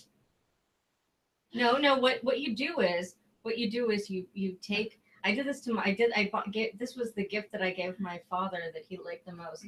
So, I couldn't really, this was probably before I could easily get a hold of a lot of craft beer, and one of the stuff that he did like that, like in the 6-packs of St. Pauli Girls. So I bought him a 6-pack of St. Pauli Girls and 6 really good quality socks, and I put the socks on top of each bottle of St. Pauli Girls. Oh my goodness! And I wrapped it like that. Okay, now so you could wrap the gift card to Beer 30 yes. in a sock, yes. in a pair of good quality socks. Because now people think they had socks, and then they think you just gave them socks. Then you're like, I will say socks are something that I love for winter. Those massive, thick, like those big, like those woolen socks that are so thick they tell you can only wash them by hand. I love those big, thick woolen socks for winter because I feel perennially cold on my feet during winter. Yeah, I never wear socks except during winter. So. But I would not be unhappy if I tried to put my foot into a pair of socks and came out with the Beer 30 gift card. That'd be pretty good. I think I'd score. What? Need to do this as a cut when you process before the next homebrew section. Thirsty days, hath September, April, June, and November. All the rest are thirsty too, except for him who hath homebrew. Yay! And saying that homebrew. Yes. I was like, this isn't the homebrew. I don't think so. Mm-mm. The wine. Well, this is the wine. This is the homebrew. Yeah. Well, the first one. It still smells so good. Oh yeah, the stout that we didn't put on air. There's another one in the fridge. Oh, the other stout. Yep. Okay. Well, I know there's one more stout and there's one more holiday ale too. Didn't you put the stout on air? What? You did put the stout on air? It was mentioned briefly, but it wasn't kind of part of it. No. Yeah. Not really a whole big. I'm impressed by how your lipstick is sticking. Oh, really? Well, your lipsticks actually looks really good too, because you have it like. Oh, I did that on purpose because the Elizabeth way. Oh doing yeah. The heart shape. Okay. Yeah. So. But I don't think that. But we're a little earlier than that, so I didn't. Yeah. I just decided to do it anyway because just for fun. But. So I did. You remember the night? Oh, actually, I don't know if you were there. I did. It was like a matte. It was like a matte black, and then I did like the big, fat red heart, like the Queen of Hearts, on Alice in Wonderland. I have photos of it. It's really adorable. Big fat red heart, like big, huge. I'd love to see that. Yeah, I know. It was really cute. Yeah, I put red over black at one point. I lost all my makeup when we moved. Oh yeah. I forgot it was downstairs and I didn't get to it fast enough. Well, I actually wasn't. I hadn't done makeup for quite a while before I started podcasting. When I started podcasting, then I actually started doing makeup, and I realized I did not have to do my mother's style of makeup anymore. Mm-hmm. And all of a sudden, it was like an entire new makeup world opened up. And I was like, ah, I can do rainbows on my eyelids. This is great. I want to see rainbows on the eyelids. That'd be great. It was great. It was really fun to be able to do, a whole rainbow stripe. It was very painstaking, but it was very fun. My brother-in-law came to one of my parties with St. Pauli Girl. We were about 4 beers in, thinking the NA stood for North America, when we realized Oh no, you had a non-alcoholic St. Pauli Girl. Oh no. The wife picked it up. Oh no. Although, quite frankly, the St. Pauli Girl NA is probably the best tasting non-alcoholic beer that we've tried. Really? Oh, actually, there used to be Red Dog non-alcoholic. We couldn't find it. Red Dog non-alcoholic it was served in a couple of bowling alleys in Southern California, and I really liked it. Well, I only had Red Dog in Hawaii. I haven't had Red Dog in Oregon. Miller made a pretty good. I don't know how it is now. I don't know if Miller's non-alcoholic is even worth it anymore. No, I don't know.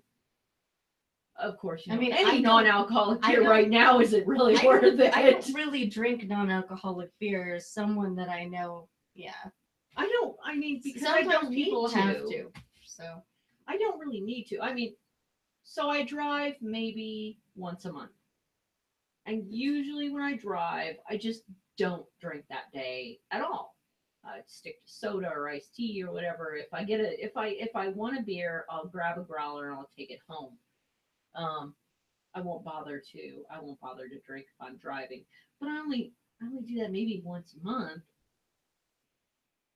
So I don't really drink non-alcoholic beer. Maybe that might make a good segment later on, because we had the whole really horrific,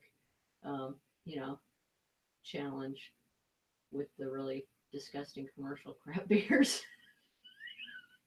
That was really unpleasant. I'm sorry that you had to go through that. It was really unpleasant. I still remember that time, the first time I ever tasted PBR. Oh God.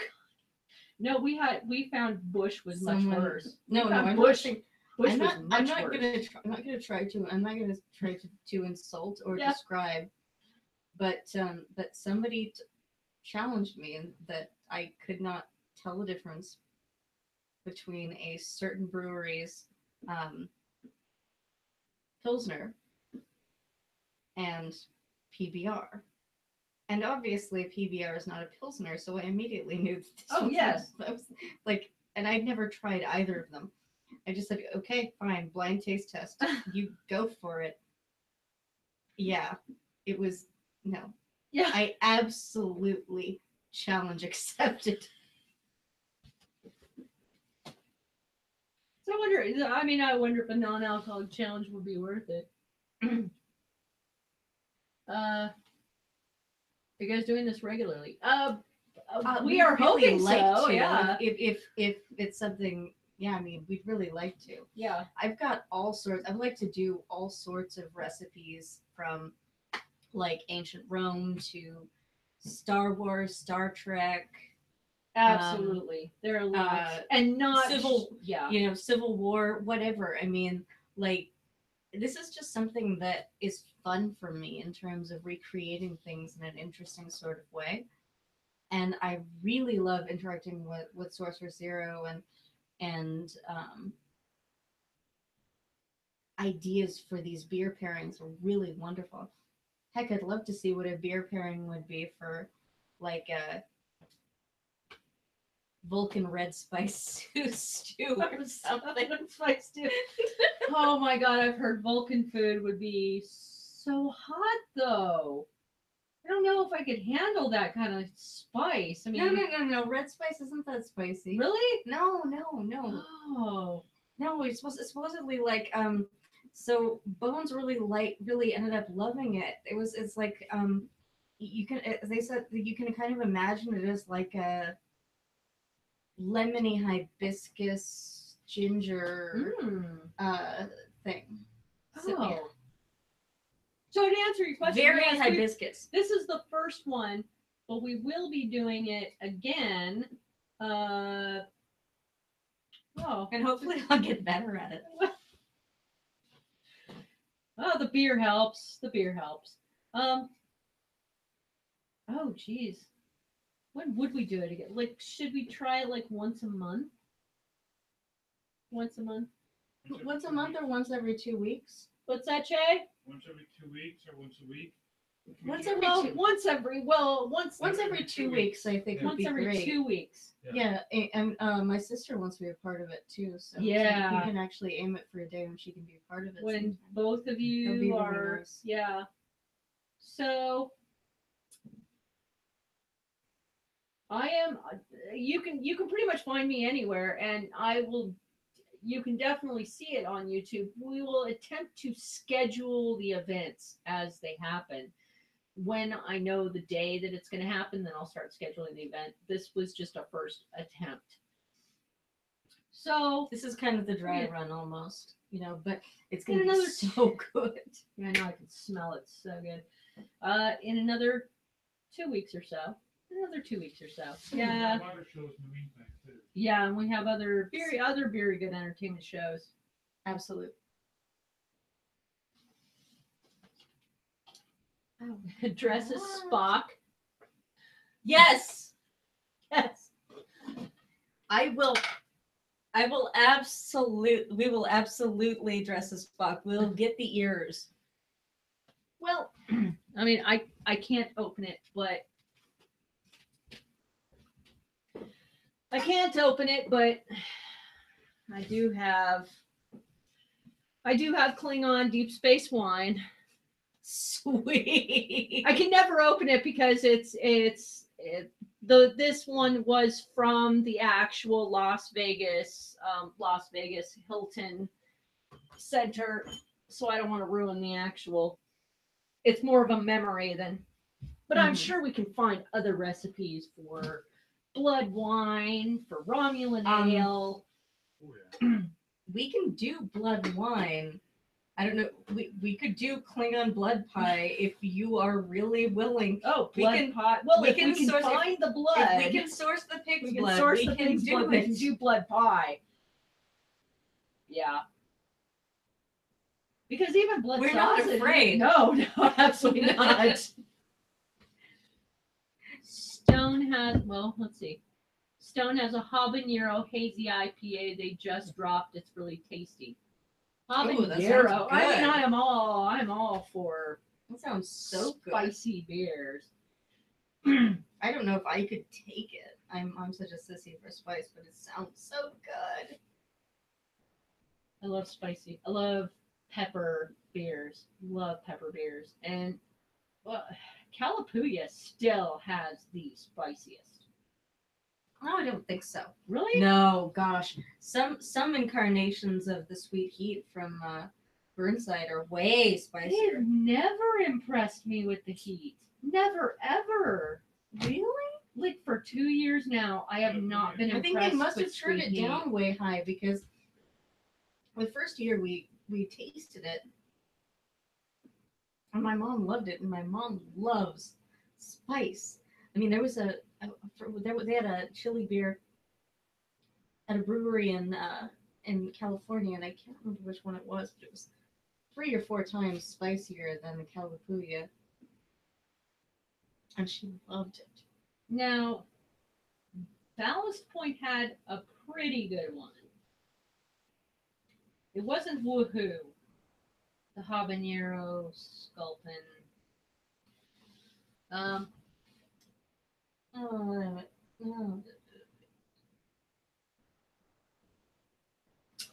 oh, Stone has just a hint of heat. Just a So hint that's of heat, yeah, so that then might I would actually love be that. good. I would yeah. actually love that. Yeah. A hint of heat with lots of flavor is perfectly acceptable. Absolutely. And some people would actually even like a little more spice, like, you know. I don't Saucy over know if it burns on the way down. I'm really happy.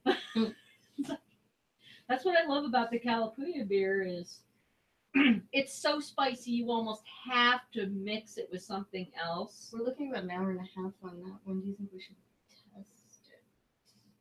We can test it. I don't know. Let's Did try you beer stir some it? more. Yeah, I just stirred it. I'm gonna give it Yeah. I'm gonna give it 2 hours. Yeah, that is true. Carl just did, our producer mentioned that we did brew one with California habanero and ghost chilies, and it was pretty freaking hot. I know why you didn't give me a taste of that one. Yeah. The word ghost chili actually makes me go like, Okay. I might scoot my chair away from you. So we were in a kitchen that was at the time like 10 times bigger than this one. This is pretty small. This area is pretty small compared to the one we brewed in. I ground up the ghost chilies, and I warned my husband before I opened the top. I said, you need to go in the other room because this is going to be really, really bad. And I held my breath. I had actually a kerchief over my face and nose. I took it out and poured it in the container and lidded the container and washed the grinder. And he was choking in the like 20, 30 feet away in the other room. Oh no. Yeah, that's ghost chilies. It is. No, yeah. I was right to think I was going to Yes. my chair away from you. It is so pervasive. It is almost nightmarish how ghost chilies make you react. I didn't stop coughing for like an hour. It was so hot. And California chilies though are really nice. I do love California chilies. Habaneros as well. Wait to see somebody make a Carolina Reaper beer. Oh! Good luck with that. Somebody. You do that, and we will sit over We here. serve it in pint glass. We serve it in shot glasses. Serve it in shot glass. I'm sorry, we cannot serve it in anything bigger. Bigger than a And shot glass. you have to sit over here in this specialized booth. On the other hand, it would probably be very, very tasty for people that actually like it. Well, I haven't even used Carolina Reapers in my cooking. I've used ghost chilies in my cooking, but not Carolina Reapers. I'm too afraid of them. Well, I mean, it's the I'm name, afraid right? of them, right? Yeah, Carolina Reapers. They're really high on the scale. I think- really. Very, very soon, I will start toasting the bread. It's a good idea. Although I should test it first and make sure that the lamb's nice and tender and Well, we can do. we pull do the that. bones out there and everything. Right around 10 o'clock, maybe. Just Okay. about 7-8 minutes. A booth lined with plastic. Carolina Reapers are all heat, no flavor. I don't know. I can neither Have you agree had nor disagree. Well, I assume he's done them. I don't think So any of we're not- us have when- had them, so I guess we have. I mean, I don't have a I'd have to I don't take. have a basis to. I'd have to take your word for that. Yeah. 'Cause, like, I can't take. I mean, I could practically take like red habaneros. I'm a complete sissy for pepper spice. I'd be willing to try it. but somebody else would have to make the dish because I don't know how to use them. Yeah.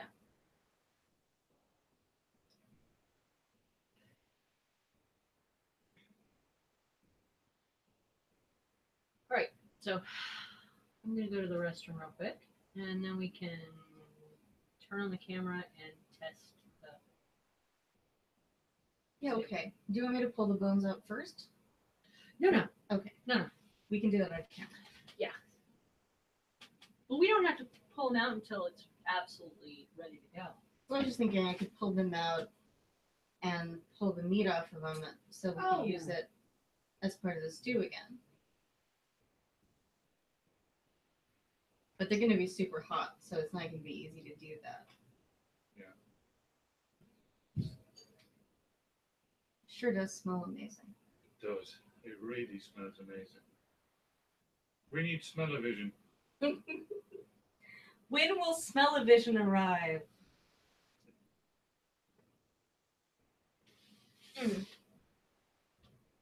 All right, let me move this Yep. Chair out of our kitchen.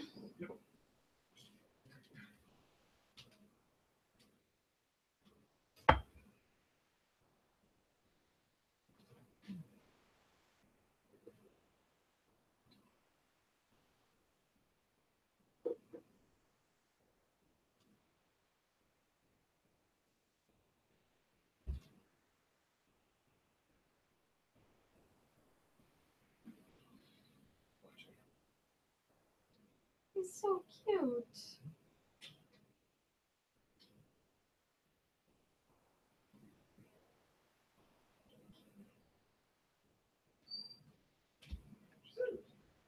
I'm surprised. My makeup's holding up really well. Burning beard, I am a total bitch when it comes to heat too. Really? Don't worry. Well, I can't say anything. I'm not really willing to try a vindaloo, so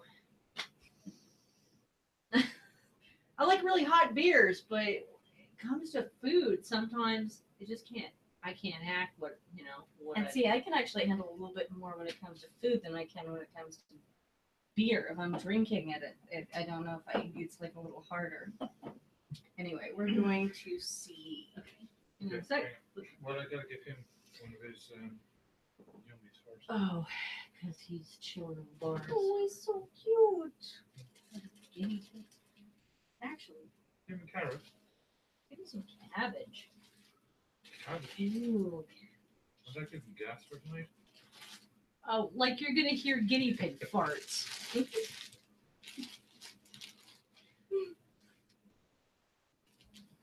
He's so He is.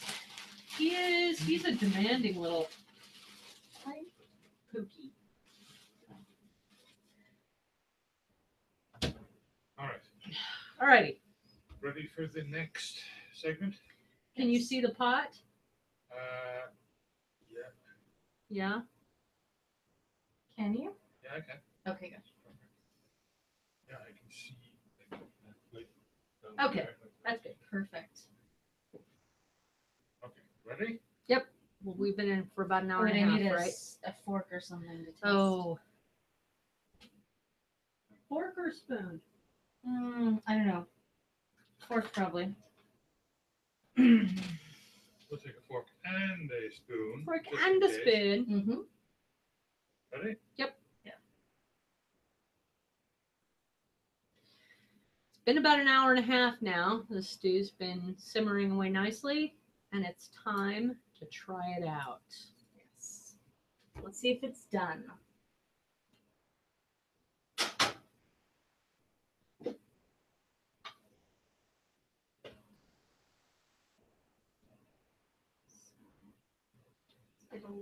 Do you want to try a larger piece of lamb or a smaller one?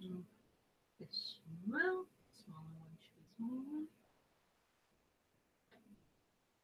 How about it? Ooh. Oh, it's falling apart. Woo! There you go. It's okay. I'm gonna do the fingertip thing because it's totally appropriate to eat with your fingers in 1540. Yes. Mmm. cinnamon.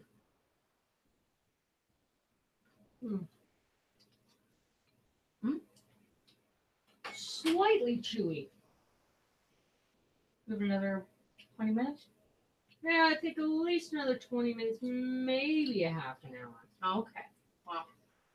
Maybe. I don't want to do it too much. You want it to be done Mm-hmm. and tasty. It's still just slightly chewy, which we definitely want it kind of falling apart. Mm-hmm. I can still feel the chewiness of the fat. Not to mention, I think that there's still a little bit of a grittiness from the from the spices that we put in this broth, and in a little bit more time there won't be. Yeah. So that will be nice because you don't want any grittiness on the meat or anywhere. So about 20 minutes. We'll try it again. Which means that basically, for this recipe, you want to give it about 2 hours. Yeah, about 2 hours. So we're gonna give it another 20 minutes, and then we're going to toast some bread because the sops, right? Yes. So we'll tell you a little more about them as we make them. But sops were pretty much a staple with any kind of light soup or stew that was being used in the Middle Ages. They're either thinly sliced bread or toast that you served under or with. And so that's actually where the term to sop up comes from.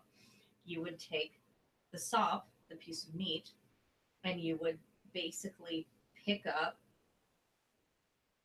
all of the broth from the bottom of the bowl, get it, until the bread was totally Full. Yeah, full, exactly. And eat it. Excellent. That's what sops are. 20 minutes on the clock. 20 minutes. Okay. All right. Back to the chairs. Back to the chairs.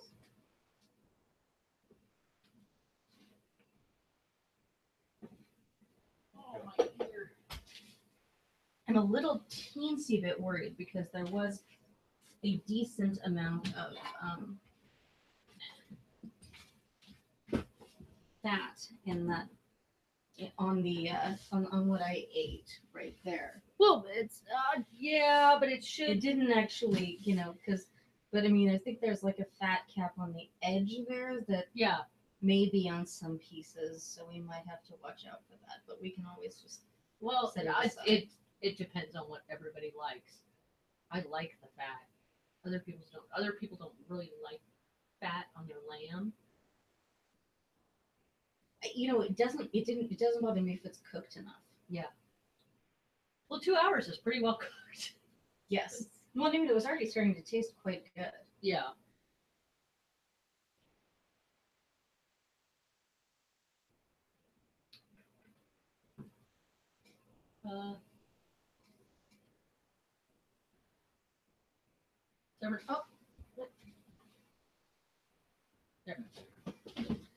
Sebernot says, I love heat, but you have to have flavor, even herbs. For me, don't have a great flavor, just a pile of heat.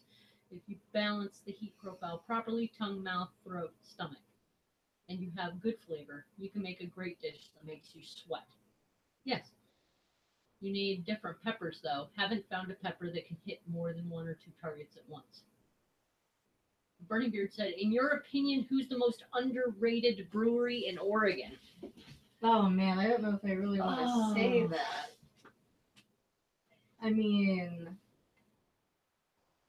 I don't even know all the breweries in Oregon. I hate to admit it, but I don't, because there are so many new breweries coming up every single day. Block 15 is huge now. They're really massive. but they're not underrated. They're not underrated. I mean, I just don't know. The one I would mention. I think that there's. I can give you an underrated beer. but I don't. I mean, like, An underrated beer, but not from an underrated brewery. well, I mean, like, oh no, was underrated or overrated? Underrated. Oh, underrated. Oh gosh. No, actually, I can say that. Sorry, I thought I had it totally backwards in my head. Um,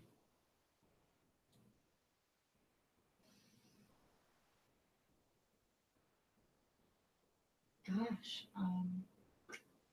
I think a lot of Oregon breweries are underrated. Um, Someone that starts with P. Freem? Freum. Freum. Freum does a lot of really solid beers, and but because their labels are also similar, people tend to think that they're not really competitive, Mm-hmm. when in fact their beers are just as good.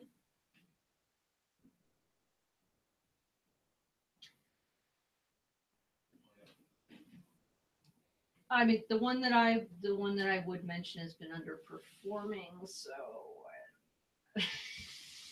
Yeah, it's not really underrated anymore. I would say Oakshire. Oakshire is Oakshire. definitely An underrated brewery. underrated. Their coffee stout is. And Yeah, that's true. the Overcast Stout and the Watershed IPA and a lot of other Oh, yeah. stuff is just really wonderful. Burning Beard says, I always thought Oakshire didn't get enough credit. Watershed rules. Oh, Watershed. Completely Absolutely. agree. Very true. Watershed IPA is really on point. The other one I think may be Silver Moon in Bend. Oh, I I mean- haven't been to any of the Bend breweries yet. And, I keep 'Cause- wanting to get out there, and then I don't have enough Because money. when they first opened, the first time we came out there, it was kind of like, I don't know, it's kind of hit or miss. But lately, everything we're getting from Silver Moon is just amazing. But they're not really a name in the brewers' parlance. What about yet. Three Sheets? I liked what I tried from Three Sheets. I've liked what I've tried from Three Sheets too. I've only tried one of their beers though. But yeah, I mean, definitely. But I mean, these are local ones. I'm not really versed in the entire of Oregon yet. Because I simply don't have the money to get up and go every single weekend like I really love. Yeah, every That's weekend what we try to do is provide that. Yeah, every single weekend I'd love to get up and go to like Bend and try every single brewery out there. It'd be fantastic. It's just Next birthday. next birthday, whole year from now. One of our next birthdays. We should make up a birthday. Somebody's next birthday. What's the next birthday? We'll just pick a date. It's going to be somebody's birthday. Congratulations, you win a trip to Bend! Yay! Let's go! No, they don't have to. They don't have to come with us. It's just somebody's birthday. Somebody's birthday. That's what we're celebrating. We should pick some heroic person from the Texas floods and celebrate their birthday. Well, if we pick some heroic person from the Texas floods, we better take them with us. Well, if we can find them, and then we can make a nice, healthy donation in their name to a worthy cause. Oh man, that is. And drink beer. And their drink name. beer. That's right. Going to get political. We're supposed to be talking beer and food. Somehow it always intrudes. Harriet Tubman. Should find out Harriet Tubman's birthday. Yes. Harriet Tubman's birthday and go out and celebrate it, even if it's not her birthday. Just find out her birthday and go out and celebrate it somewhere. Mm-hmm. There we go. Harriet Tubman's birthday and Spock's birthday are the same. Harry and Spock. I've just determined that this is true, and you will never convince me otherwise. Yeah, Burning Bear loves Three Creeks chocolate porter. Mm. Very underrated. Yeah. Oh, Three Creeks is amazing. They do some wonderful barrel aged stuff, and actually, they've got amazing food if you go there too. But they've just started to do like a line of specialty barrel aged stuff. The last time I was in there a year and a half ago, and oh man, I love Three Creeks. You might be right about that. Cybernauts calling it a beer day. Beers Day. Beer day. Here we go. Okay, you're invited to a Beers Beer Day. day. Cybernaut says he sees so very Oregon brews down here in California. Mm. It's kind of a shame. I see more Colorado brews than Oregon, and I think Oregon is closer. That's true because of the distribution network. Yes. Well, but although we find it harder to get Colorado beer over here than California, although depending on where you are in California. But I don't think that a lot of the Oregon beer is being distributed down there quite properly. Although the Stone and Joy By hit Oregon last. In all of the other states they distributed to, Oregon was last. What was up with that? I only tried Enjoy By for the first time. What was it, last week? That's ridiculous. I know, we should be the popular kid, right? That's right, we should be the popular kid on the block for Stone. I mean, I lived in San Diego. Don't they know they should have been looking? They should have been following me. They should have been following. Okay, Linda moved to Oregon. We need to distribute more to Oregon because we know she needs our beers to survive. It's a harsh land. It's a harsh land out here in Oregon. Our Stone rep over here is so wonderful. I bet I could talk her into it. Yeah.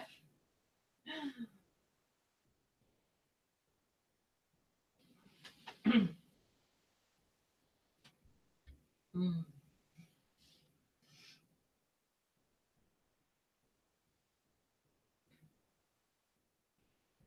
Oh yeah. Sai doesn't understand that. He has an Enjoy By bottle from 2012. Typical. I don't know. Maybe because you look like, I don't know, 20 minutes away from the board. I'm jelly. Actually, I went to Stone when they You're first. jelly? I You're went jelly? to. I'm jelly. I'm jelly of Cybernaut. I went to Stone. I went to Stone. I think it was a week after they opened, and their food was pretty good. And their beer was pretty incredible. But I wasn't really that into craft beer at that point. It wasn't until I got to Oregon and my husband moved here Mm-hmm. and I really got that I had somebody to enjoy it with. I didn't really care until I had somebody to enjoy it with. And then all of a sudden, oh my God, I have somebody to go out and drink with. Then I was all into craft beer because I could go out with somebody. That's nice. When you two get huge, can I be your moderator? Please. Sure. Moderator. I If hope, that happens, I hope we if- get big enough to need a moderator. That'd If be that fantastic. happens, please. Yeah, absolutely. I'd love it. I'd love it. Oh gosh. I'd love to get big enough to have a moderator, to need a moderator in the chat, and yeah. It would be so brilliant. Somebody who knows beer. Mm-hmm. Just more wine left. There is. Sorry, I just don't stop drinking. Nope. We should have brought more. And then we sop it up with food. And Yep. There's another bottle of stuff in the fridge. Oh, good. Because I don't want to drink you out of house and home. I can always And have there's Amy bring. another, I can always there's have another Amy bring homebrew. you a growler later. Yeah, there's another spiced ale. Yeah, there's some of that left if you want it. Oh, there is. Okay, Anyway, cool. Yeah, I need the to old check. stock. Yeah. That's the sweeter one. There's a tiny bit of the curmudgeon left. Well, too. we won't let any go to waste, will we? No, absolutely not. All right, let me check. Set under 15 minutes.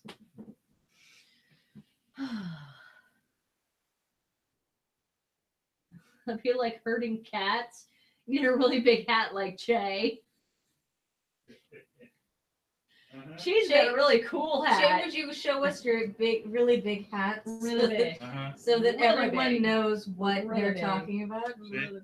This is for herding guinea pigs. Herding guinea pigs. And guinea pigs. Well, I only have one guinea pig now. They're still hard to herd, even if there's only one. That's true. They need an entire kitchen to themselves.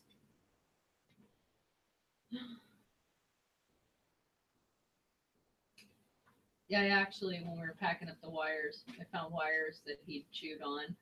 Oh no. It's like, you!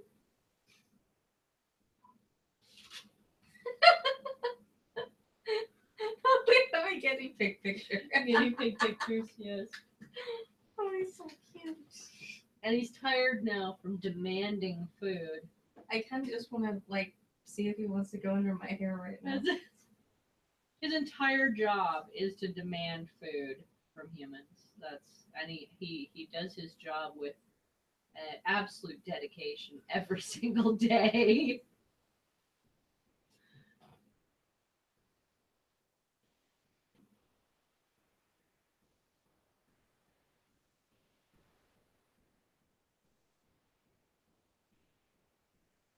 Saffronot said, I love his hat almost as much as I envy his big butte.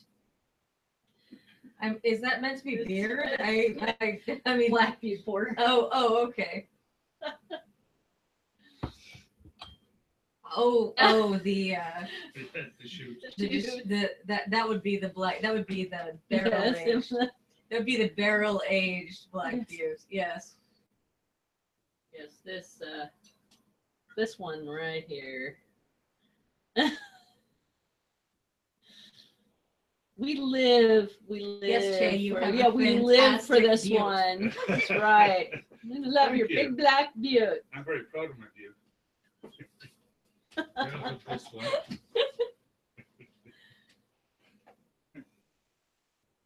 Name 5 great beers from Deschutes, and I will buy you 2 a beer.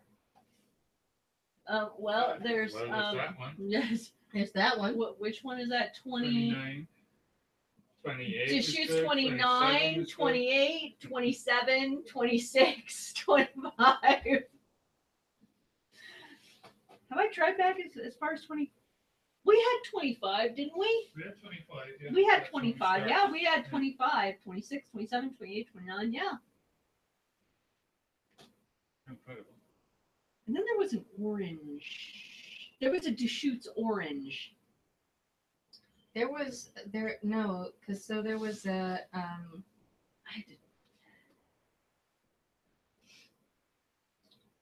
original first run of the fresh squeezed. I thought that they watered it down afterwards. It seems like every time someone Every time time first someone fresh squeeze does was great. an IPA that's lighter and more citrusy and more, available to different audiences, then after it becomes super popular, they take down the ABV, they take down the IBUs, and I stopped liking it. But the first run was fantastic. I like Pine Jubilee 2012. This year's Pine Drops is excellent. Jubilee 2012 was fantastic. 2012 Jubal, I actually really liked 09 Jubal. Drops. No, I didn't have it back then. That was like the first year I think I actually had Really? it, and I really liked it. Jubilee the past 2 years has paled in comparison. It's like it's a little watered down and there's not much to it. But again, I don't know if that's because I have had so many big beers in the last year, or whether it's because Deschutes has really lost the emphasis on it. Have they What was the gotten one we so had? big that they changed it? We had one the other day, the autumn one. That was lovely. This year's Yes. autumn one. Oh, This Hopsite. year's Hopsite Hopsite Autumn was IPA. fantastic. Yeah. Yes, Hopsite was really good. I really like Pine Drops, but Red Chair, Chasing Freshies. I like Red Chair. Fresh that's- squeezed, all average. I don't think. I think I don't like the yeast they use. That's possible, but all of those are also on the lighter side as far as beers are concerned. So like, I mean, with something like Red Chair, which is a pale, and then a light fresh hop. I mean, it's possible that it's all just coming out in a way that you don't like, and that Yeah. if you try one of their more boisterous IPAs. I'm trying to think of what they have for more boisterous IPAs other than like the Pine Drops we just had last week. Notice the Pine Drops is it really piney? I tried it. I mean, I didn't. I didn't tried taste it and the it was too whole- piney for you. It was pretty. But It's I pretty like rough I for like me. pine. Yeah. So I'm trying to think, so like it shoots like heavy IPA. Haven't Do had they it have any quite a while. doubles? No, I'm sure they do. But But then again, I haven't been to the brewery. And I'd like to I be- do agree their focus right now is probably starting up their Virginia. I feel like it would be totally unfair if I were to look up Deschutes beer on my phone right now. Well, they're going to be producing different beers for Virginia than they're going to be producing for us. Because Virginia has a totally different taste profile than Northwest. I mean, Northwest, we're all needs more hops, needs more hops, needs more hops. Mhm. Virginia's not going to say that. When people ask like about like the red IPAs, it's really a Northwest red. It's not actually an IPA. Yeah, It's just that it's got so much hop in it yeah. because that's what we're used to drinking here. That someone who's looking for a more traditional red is going to be like, it's hoppy. Yeah.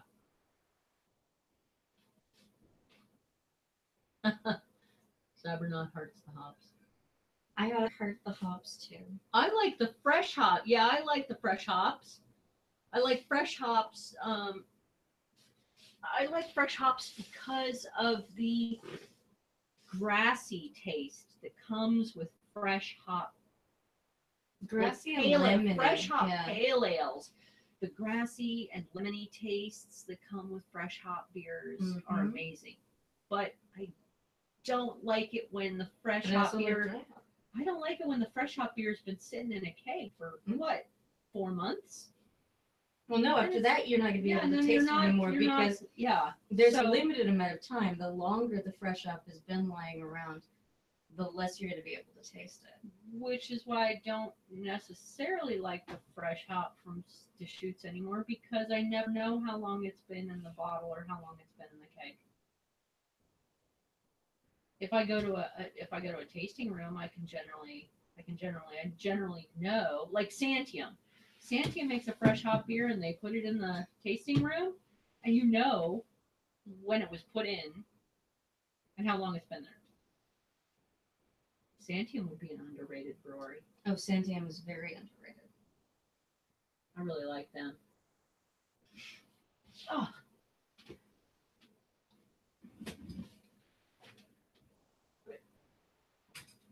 Be right back.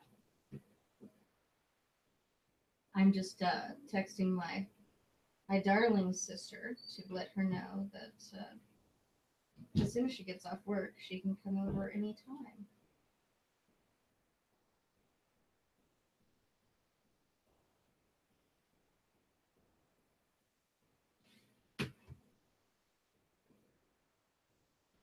I'm just sitting here. I think we should crack up and let her have her stout. I think we're going to have to. I think, but if I can talk Amy into coming over, which I think I can, at least have a growler for dinner.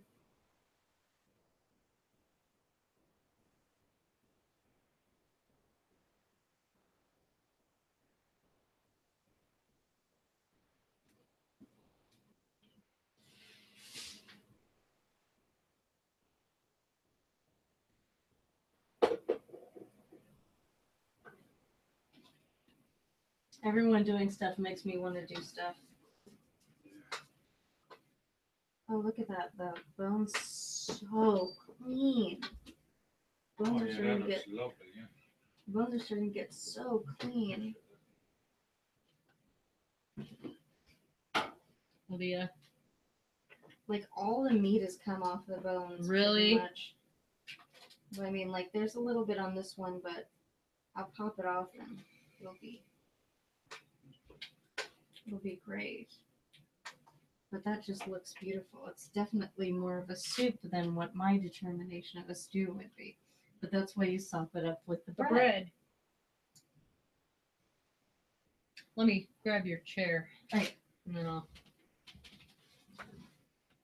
then we can toast the bread. Mm-hmm. Did you text Amy? I did. Because Oh yeah, look Oh. at that. she should be. Should be getting close to done. Absolutely. 30.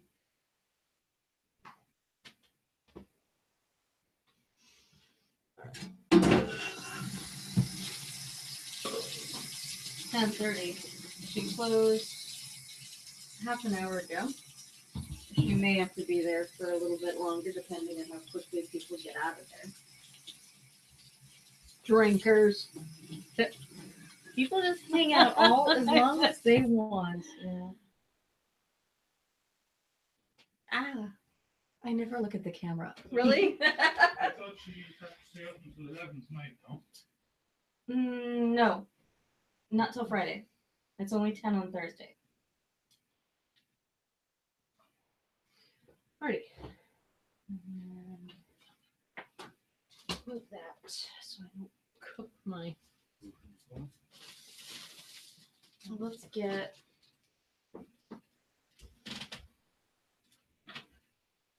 We get. How much do you think we should do?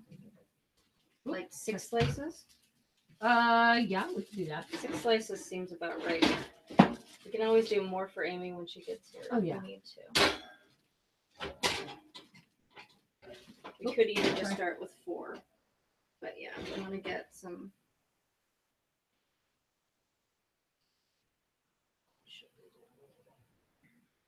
Shove them all the way back. There we go. Do more? Yep.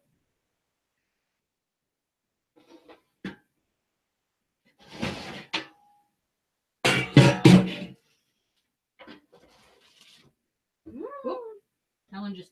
I like that one. It wanted to. It just It jumped wanted out. to- It it just wanted to jumped be out. part of this. Please, please. And actually, the crusts will be perfect for this. Oh yeah. The crust will be perfect for this. We're using soft wheat bread.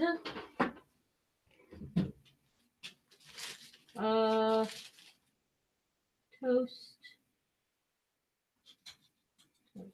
Uh-oh. Ah, it's not done. I It's haven't not. plugged it in. I forgot to plug it in. It's all right.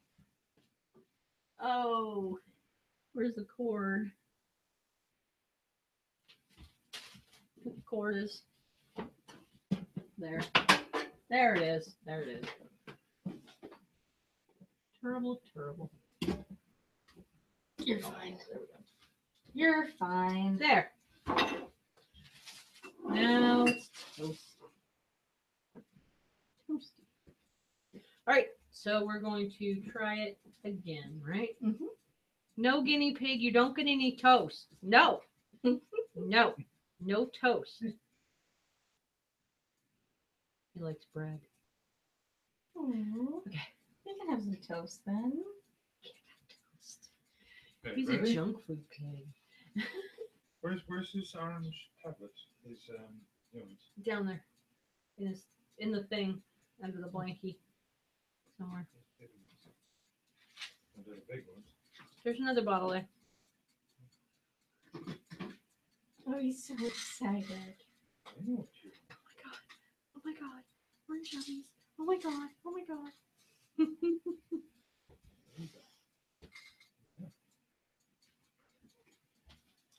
Can't let that Rogue comment stand. Rogue is a bad gamble in my book. I need at least 2 trusted sources to tell me to buy one of their beers. Had too many drain pours from them. Oh you my know, god, yeah. the donut beer, the maple bacon donut beer was. You know, I hate to say anything obnoxious. bad, but like about in a brewery, but like to me, it's hit and miss. It's like some of them are amazing and some of them are. The hazelnut brown is Yeah. drinkable. The hazelnut brown is actually drinkable. Well, And of course, some years yeah. the pumpkin is drinkable. But that maple bacon crap, that they need to be. And usually like the alternate the odd numbers of the hops, Yeah. like the 7 hop and the 7 9 hop. hop and the 5 hop are all pretty halfway decent. But they're not. Whoa. No, actually, I really quite like the 9 hop, and I really quite like the 5 hop. But You know, that's I liked the pumpkin a couple of years ago when we went out to Newport and tried it. That was pretty good. But last year the pumpkin really paled. And that have I mentioned how horrible the maple bacon was? I Maybe didn't just once. even attempt. I didn't even attempt. I Yeah. don't. I'm sorry, Voodoo. You make a great donut, but it just didn't translate well into beer. Oh man. Yeah. I was like, no, but Rogue, realize that I love you, and don't. Don't give up. Well, they're a major brewery. They're not just gonna roll over because one person says it was awful. You ready? You ready? Did Gael? That guy is okay. I liked it. Yeah. I liked it. That's I liked okay. it. Okay, so stew. Stew. All right.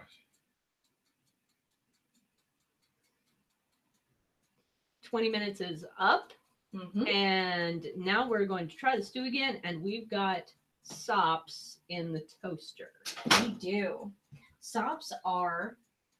I think I already told you about this, but they're traditional in use with any kind of soup or stew from the Middle Ages.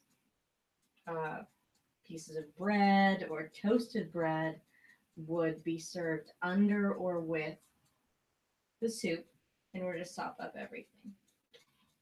And we're just about to have those out and sliced and ready. Now, what we're going to do right now is we're going to figure out if everything's cool. It looks like most of these bones, yeah, I can actually get all the meat off these bones and clean them really beautifully. And just pull out the clean bones. Should have a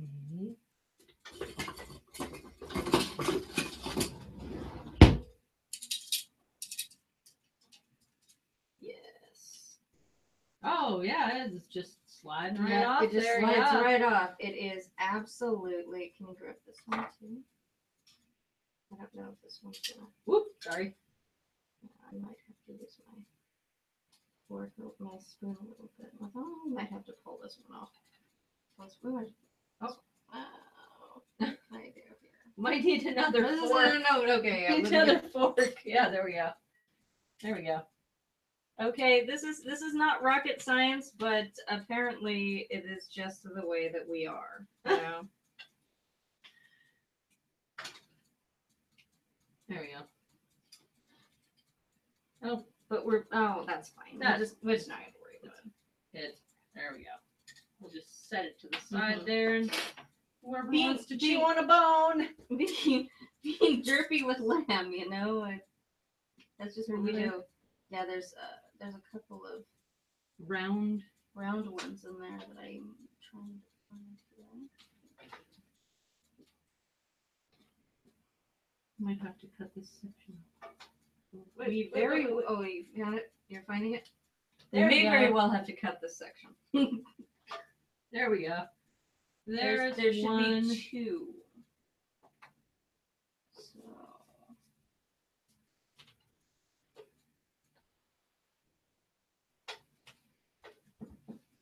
I'm trying to reach under and find. You found it?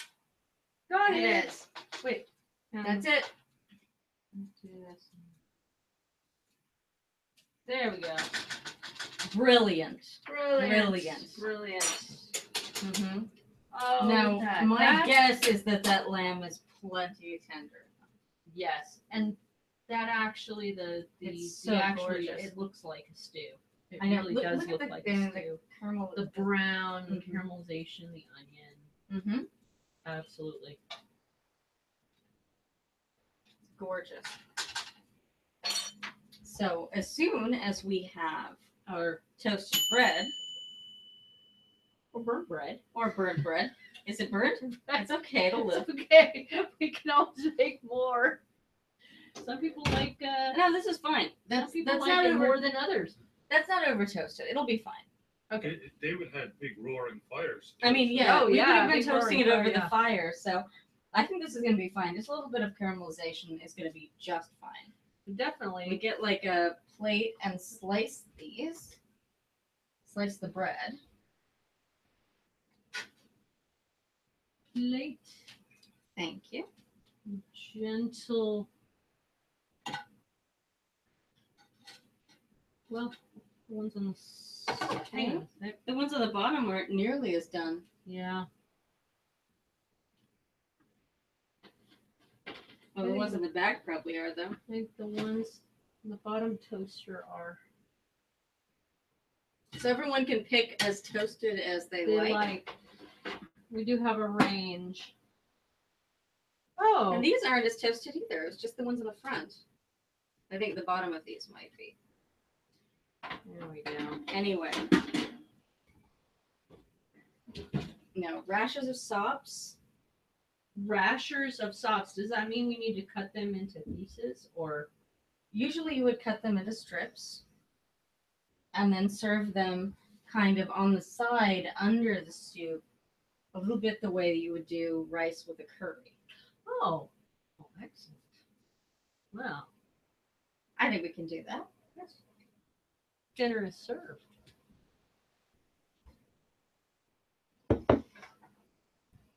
We just need to get all the beer out of the way. Good luck.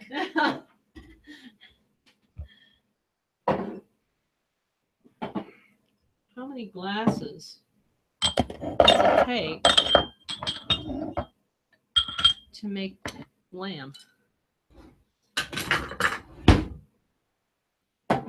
Some very smart person in the audience is going to have counted. Right. Get that out of the way. There we go. All right. So we can. There we go.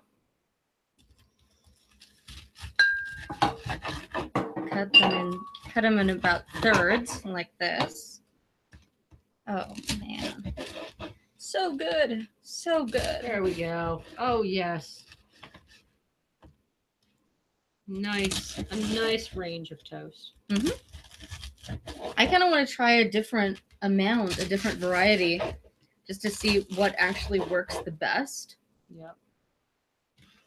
you know, as sops. Because I've never worked with them before.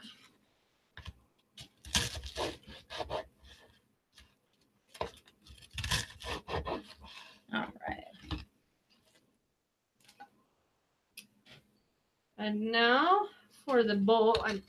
And now for the Tomato. pièce de The résistance. No one expects the Spanish Inquisition. Ladle and a bowl.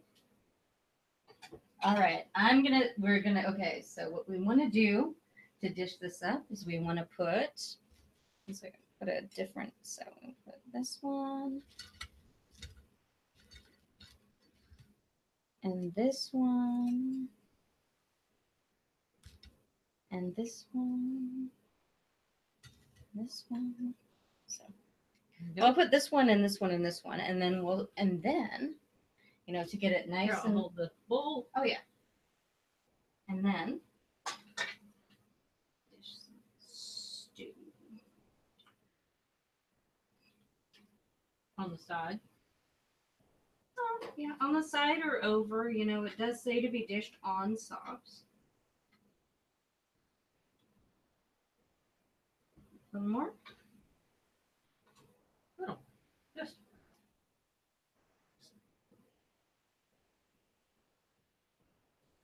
Okay. And I'll add a little bit, and I'll add one more sop on this side to be used at the end. Dinner is served.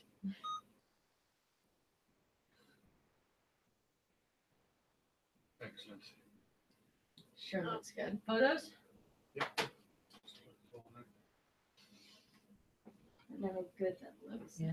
Just edit this a little bit so it looks pretty. I mean, yeah, like the sops is supposed to sop up the meat.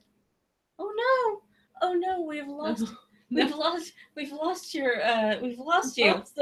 We've lost We've you. lost the actual live stream. I gotta find the live stream again.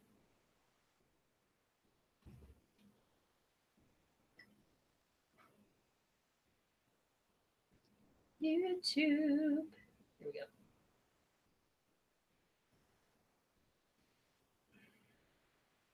Gotcha. Here we go. A toast rainbow. A toast rainbow. Okay. Thank you so much. Yes. Well, was that the end of the cooking? Yeah. Yes. Okay, so you got to do one last segment just to finish things up. You know, where can people find you? Yeah. When's the next show? Thanks for watching. To you know that kind of.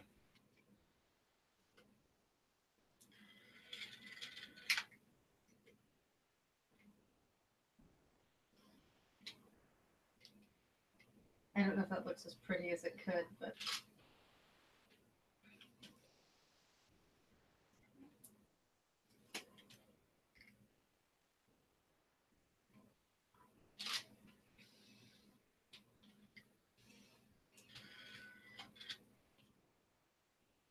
Yes. Nothing more satisfying than the ping of a toaster oven telling you to come eat the yummies. indeed, Yes, indeed. absolutely. Unless it is the klaxon alarm of a rice maker warning you that a nuclear explosion is about to happen if you don't come turn off this effing device. Because that's what my rice maker tells me every time I cook It's a pot of rice. entirely in.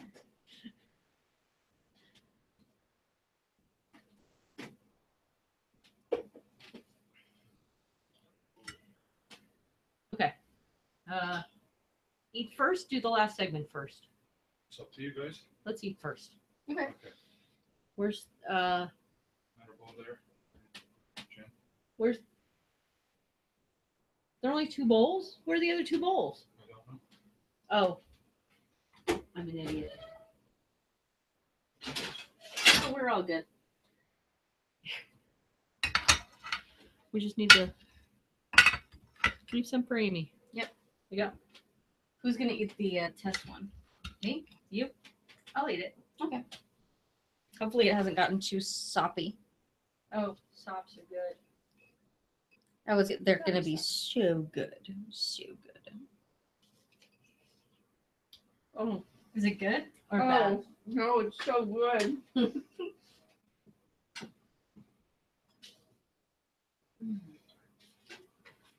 Oh no, it is delightful.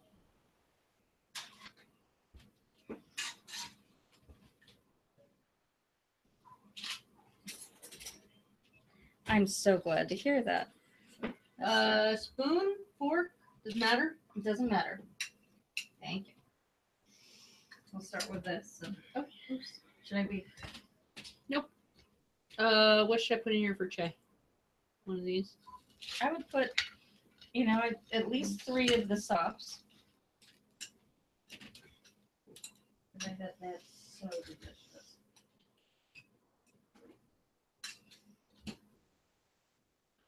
I didn't take a ton of meat because I want to make sure this is creamy. Thank you.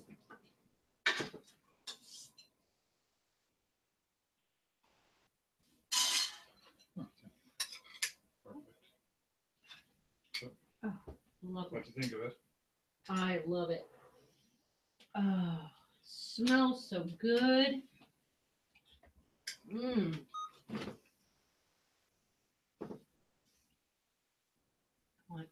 Some water. Need water. So it says you can't do nothing without a sharp knife. Exactly. I agree.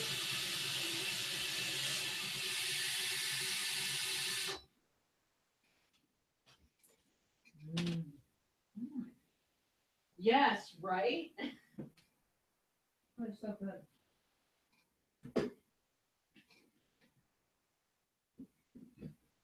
I love it when I pick good recipes. It's like things that you wouldn't think of but taste so good together, you know? Mm-hmm. Mm-hmm. It's interesting And the because it's sauce so lovely. old, you know? And the sauce are lovely. It's just exactly Mm-hmm. like Yep. a beautiful vehicle for eating this broth, which is half of the flavor, you know? Mm-hmm. And filling. Really filling too. I mean, on a winter's night, this would be Absolutely.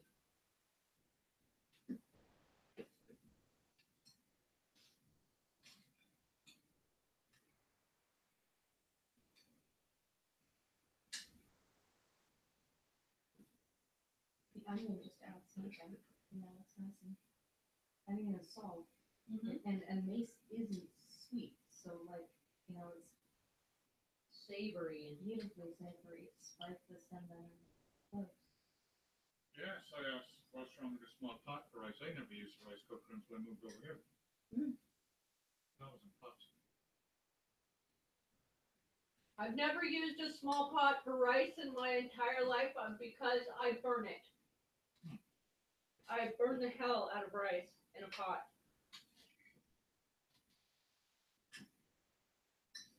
Well, that's why you use a sieve.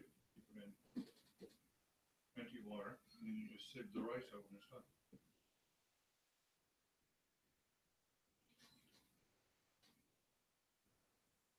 Heresy. Heresy. Heresy. You can also just measure really precisely. You could. Yeah.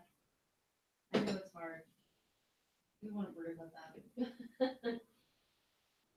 I like my rice cooker though because This it makes is yellow rice absolutely really nice. amazing. Yeah, This it is is. seriously amazing. It's really good. I know.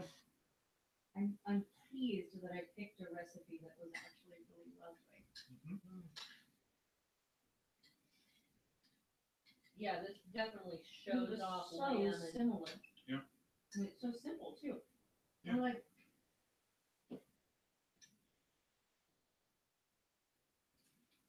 7 ingredients. Mhm. But it does. It shows off lamb in a really nice way.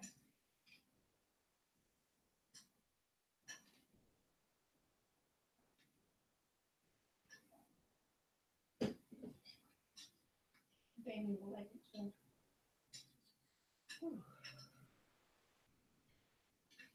It's really, really good. Thank you. I hope we'll like them all this much. Mm-hmm.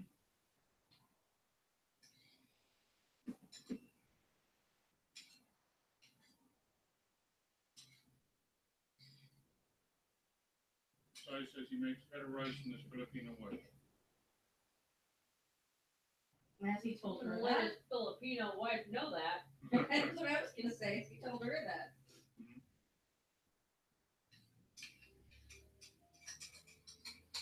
Maybe that's why she got him the dog. Yeah.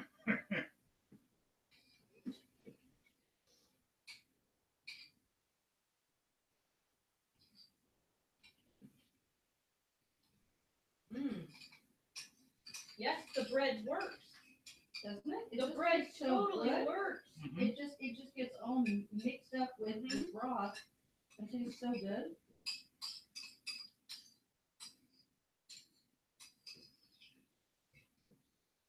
Mm. Mm. You're supposed to soak it in that broth and stuff. Yep, Oh, just perfect, like absolutely amazing. You know? absolutely. We'll make this again. Uh-huh. This is actually really good. Yeah.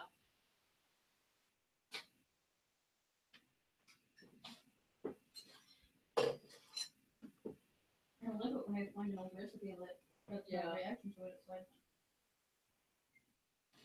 Oh yeah, that is amazing. From across the sea. Yeah.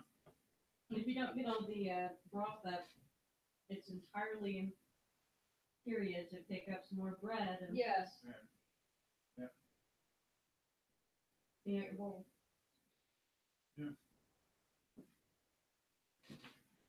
Will I crack That open lamb the is second bourbon barrel? delicious, too. Yeah, after she's done eating. Okay. And sit down after that, because we'll have to shut down the live stream after that. I'm almost done. Oh, I feel good now. I was waiting for that all day long.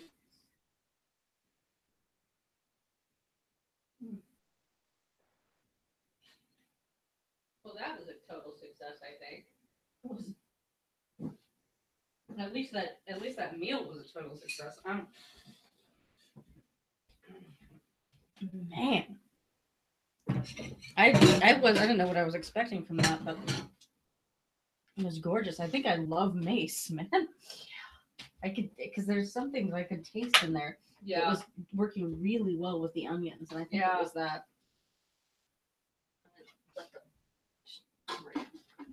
Yeah, we have to keep it warm so Warm that Amy without- can actually have a little bit when she gets yeah. here. Okay, so this section is basically Almost A wrap. 11. Yeah. Okay. So This what are we is- doing? this is just a wrap up. This is gonna tell people Where to find you? Like where to find at me. Throne Yeah. Imperial. If you want, Whatever. yeah, if you whoever, Sure. whichever address you want to be found at. Sure. Thank people for watching the first show. That kind of thing.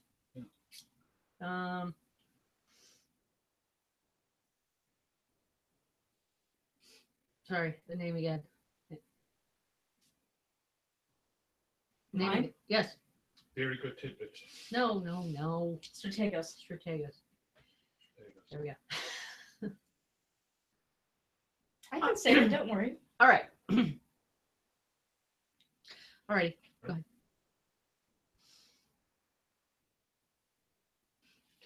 Well, I can definitely say that meal was an unmitigated success. Really It good. was really good. Really good. Cinnamon and you could definitely taste the mace. Yeah, you could actually, and it created this beautiful savory resonance with the onion. But I mean, Absolutely. it just I don't know, it just tasted really good. And at the bottom of the bowl, as you get to the bottom of the Mhm. bowl, These it totally creates it's soaked. soaked with the bread. So it Those- creates it's almost like a gravy like, and the bread sops it up. It's great. Definitely recommend sops for sure.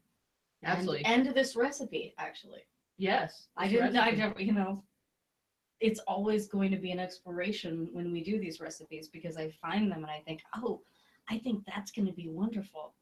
But until we try them, we don't know. Mhm. So this So one hopefully the next really one worked. absolutely it worked, and I hope the next one is just as good. Well, I'm S0rceress0, and you guys generally know where to find me. Anywhere you can plug in S0rceress0. That's on Google Plus, Facebook, Amazon. Remember that I write books too. And Strategos, where can they find you? Well, so this is the only thing that I've really done as far as any kind of podcast or live entertainment goes so far. But I do have a Twitter at Throne Imperial, THRONEIMPERIAL.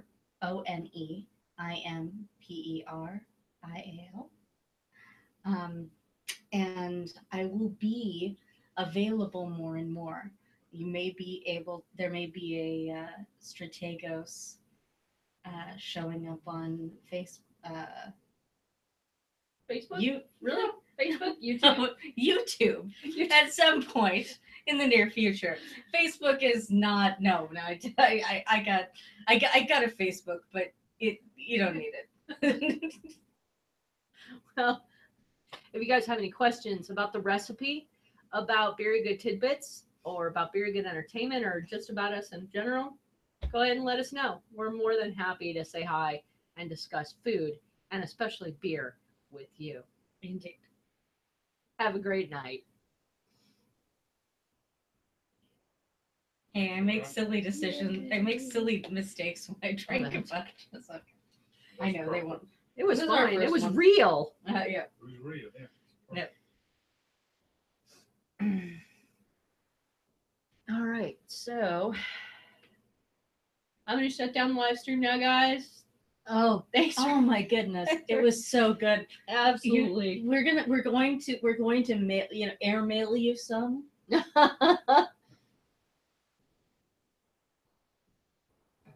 fantastic the nose. Sort of smell. Oh yes, absolutely. That's what I meant. Yeah. But we're gonna shut the live stream down now. Thanks for joining us, guys, and maybe see you Thank next you time so around. much. Yeah.